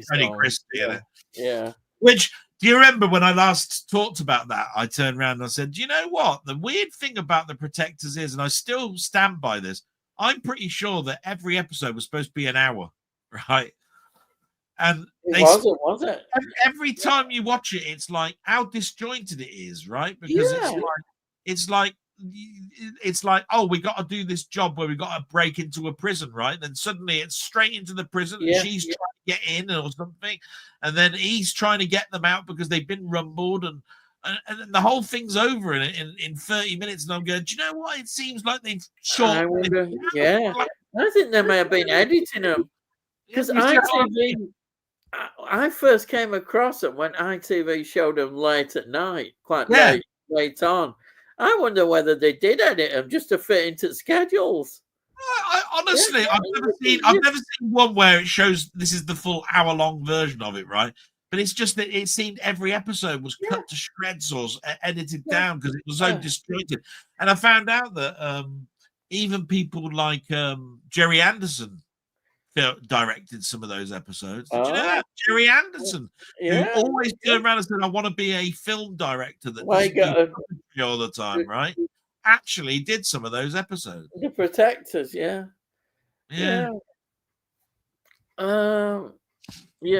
So you did quite well then, 2 bargains. I think you did incredibly well. Well done, mate. I'm so glad for you. And then Tony says, watched an early French thriller, Diabolique. I've heard of that one, 1955. A murder committed at a boarding school with a good twist at the end, which I didn't see coming. Thought to be an influence on Psycho. Yeah, it sounds really good, that one. Excellent, Tony. And then, what's your favorite Brat Pack film? Oh, God, I don't know. I'd say obvious one, but it's not that brilliant. But I don't really know that many. I mean, you could say Young Guns. Yeah, I'd have said Young Guns. I mean, I know people will say Breakfast Club. But I liked Young Guns and Young Guns too, and they are considered Brat Pack. Yeah, I think. Don't you think the Breakfast Club maybe is a bit overrated as a film? Is St. Elmo's Fire considered a Brat Pack film? Yeah. I mean, it's all of those 16 candles. I mean, you can argue, which is a good thing, that it's the Breakfast Club. You're getting into the characters, so you're studying the characters. But I don't know. It's Jim Jams, by the way, said he'll keep us updated for any bargains. I really appreciate it. I do appreciate it. He's kept me on the straight and narrow with a couple of absolutely bargains. Yeah, well, I'm really pleased with him because of this. You know, this one, it's really a great bargain. Yeah, trouble is, you see, I keep getting those through the post every day. Yeah, yeah. You know, the bill. Mind you, oh yeah, well, don't we all? Can't we send them back? Can't you? What ought to happen is, do you know when they put it in the letterbox, it ought to fire back out. It ought to fire back to the postman. I know that's a sad joke, but I had to say it. Really. Oh dear, it is a sad joke, but I'm trying to do that. So we've answered your Brat Pack films. You have to wind this up soon. It's nearly 11. Jesus. And then I've been watching Father Dear Father, who enjoyed that. I do remember it with forgot who's the blood, Patrick Cargo, was it? Yeah. Yeah. He was okay. There was that, and there was the other one, wasn't there? There was Howarth, wasn't there? What was his name? Harry Worth. Oh, I can't remember. And he used to stand next to a mirror and do this. Oh yeah, I remember seeing that. Yeah. And then yes, I says the Breakfast Club. Yeah, Breakfast Club. It's bound sure to be brought up. Evening James, there are 2 good ITC series. Has got the DVD of Protectors. I managed to get the the Blu-ray of Man in a Suitcase. Yeah, that's the one that Denny turned around and said to me, for 25 quid, it's a bargain, but buddy, go and get it. And it is really 25 Blu-ray. I mean, the whole 30-odd episodes, you know, on Blu-ray, it's incredible in the shape of a briefcase. Yeah. If you look at the prices of a lot of these on Blu-ray, these series, they're very expensive, aren't they? I James McMahon says, I'm McMahon, and Tony York, Nanny, Father Dear Father. Yeah, Father Dear Father. Yeah. Little tip, guys, check WOB on a morning. These prices seem to drop. All right, first thing. Yeah. Anyhow, thank you. You do provide a great thing sending us these links. Thank you. Brat Pack film, The Outsiders. Only if young count. Yeah. No joke. Saw the complete. That's my boy for a tenner yesterday. There, you love that, don't you? Well, I mean, That's My Boy was one of those ones that you did watch on a Friday at sort of like 7:30, and you like Molly Sugden, and to be quite honest, she always came out with some blistering lines in it. But I know the only thing I watched That's My Boy over was a little bit like that other show, 3 Up 2 Down. Was I fancied the girl that was in it, you know? You know, so in that particular show, it was a boy's wife. Yeah. 3 Up 2 Down. It was Lizette Anthony who ended up being in Dracula, didn't it? Francis Ford Coppola's Dracula. And they were 2 sort of like models that were in comedies that just ended up being in comedies. But each time, because it was the 80s, they were these type of people that wore white blouses with sort of with those shoulder pads in, and you sort of went, I wonder if I can see a white bra underneath that, you know, because I was just a randy boy growing up, and it was like, she's gorgeous, she is all this, so I was looking forward to see what clothes they were wearing in it. And if they weren't wearing anything tight, I was going, I'll wait till next week then. You know what I mean? You know, like I said, I don't mind saying it. I was an analyst. No, why not? You know what I mean? Not got that. But scene repeats on TV. Tony says, Diabolique is excellent. Tony, I've got the Criterion. Yeah.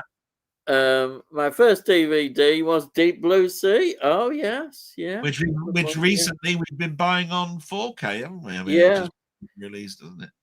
Yes, Jamie, it's one of the few criterions I have. Yeah, a lot of people don't have that many criterions, do they? My first Yeah, Criterion Laserdisc was Some yeah, Like It Hot. yeah. Um, Thoughts on The Exorcist 3? I've only seen it once. It's okay. It's better than 2, but that don't have much to beat. Didn't It we don't get have much to beat. Didn't we get asked last week, and we We all might turned have around done. and I said don't know. it's like Exorcist 1.2 because the second one is bloody awful. Yeah, you don't count the second ones. You know, it's just that it doesn't have that gritty tone. If I remember rightly, I said the reason The Exorcist, it starts off so gritty, it's like grainy, the whole Yeah. video, because it's set off in the desert, isn't it? You know, where Oh, it's such a great film. and then Yeah, the trouble with Exorcist 3 is it's all done with modern cameras and everything yeah, looks glossy and shiny, and yeah. That's it. It's not. it looks like a modern horror. Yeah, So, it's got. Yeah, you can't compete with The Exorcist. You know what? It's just so good, The Exorcist. In my opinion. Got to confess, I've watched Backdraft for the first time today. Right. everybody has to have their first time. I'm laughing at that, but I saw Backdraft years ago. But then it was it's a Ron Howard film, isn't it? Yeah. Yeah. All these firemen and all that stuff. Yeah. So I watched it. Yeah. And I watched it when it came out. Yeah. The thing is, I was around at the time that you could go and see that in cinema. So I honestly think that first DVD I bought was the Shawshank Redemption. It was double-sided disc. The double-sided discs, of course. One side in 4:3 format and the other in widescreen. Sometimes in the very early ones, you got part 2 of the film. It was like there was an intermission almost. Yeah, switch them over. I just remember those double-sided discs because you had to look at the inner ring to see where it says 4. That's right. Yes. On the other, because they were both silver-sided. You didn't know. And the other thing was, I was scared about picking them up because it was like, Christ, look, both of them got the film on each side.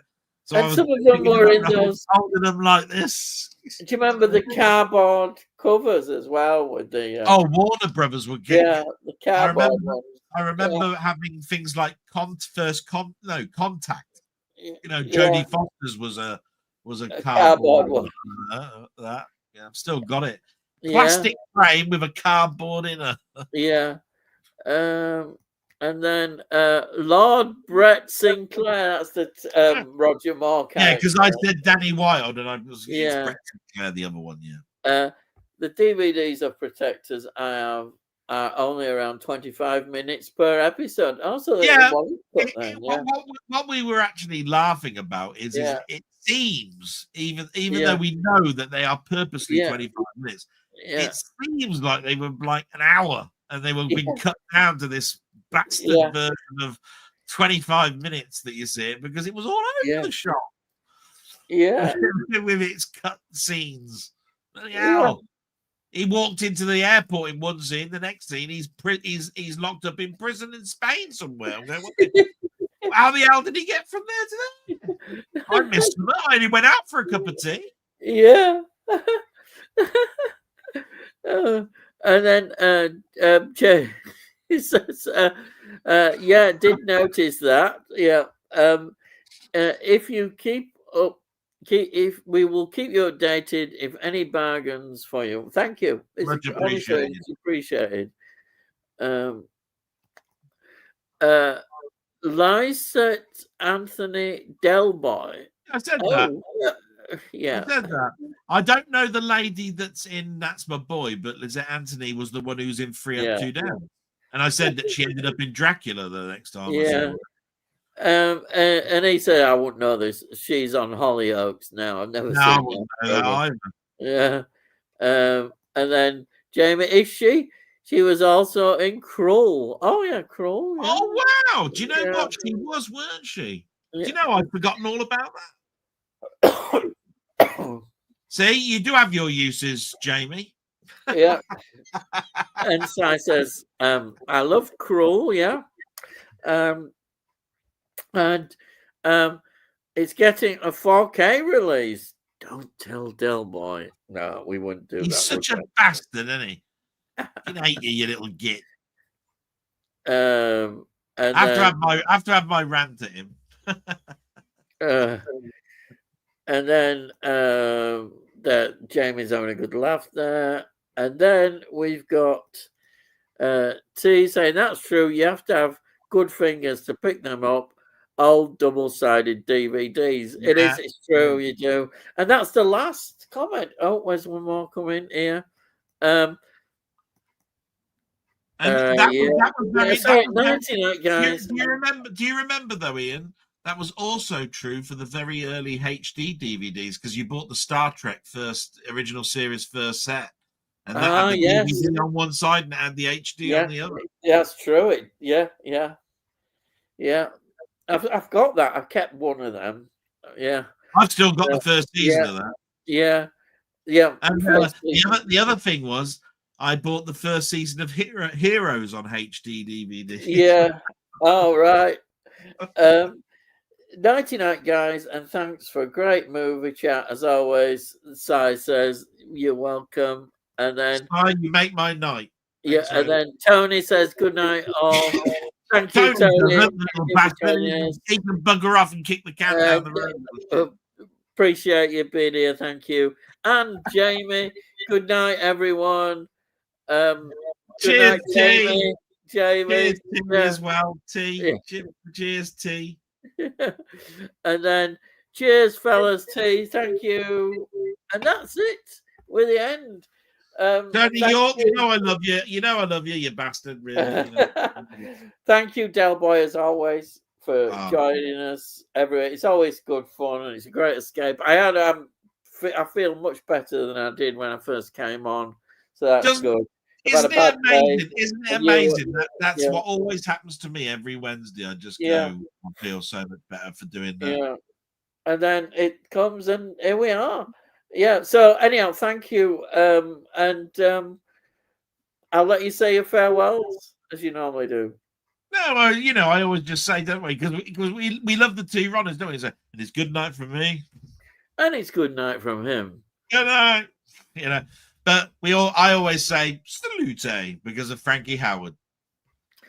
They call me Lurk a lot because I do. And I always say, I'll see thee again. And there we go.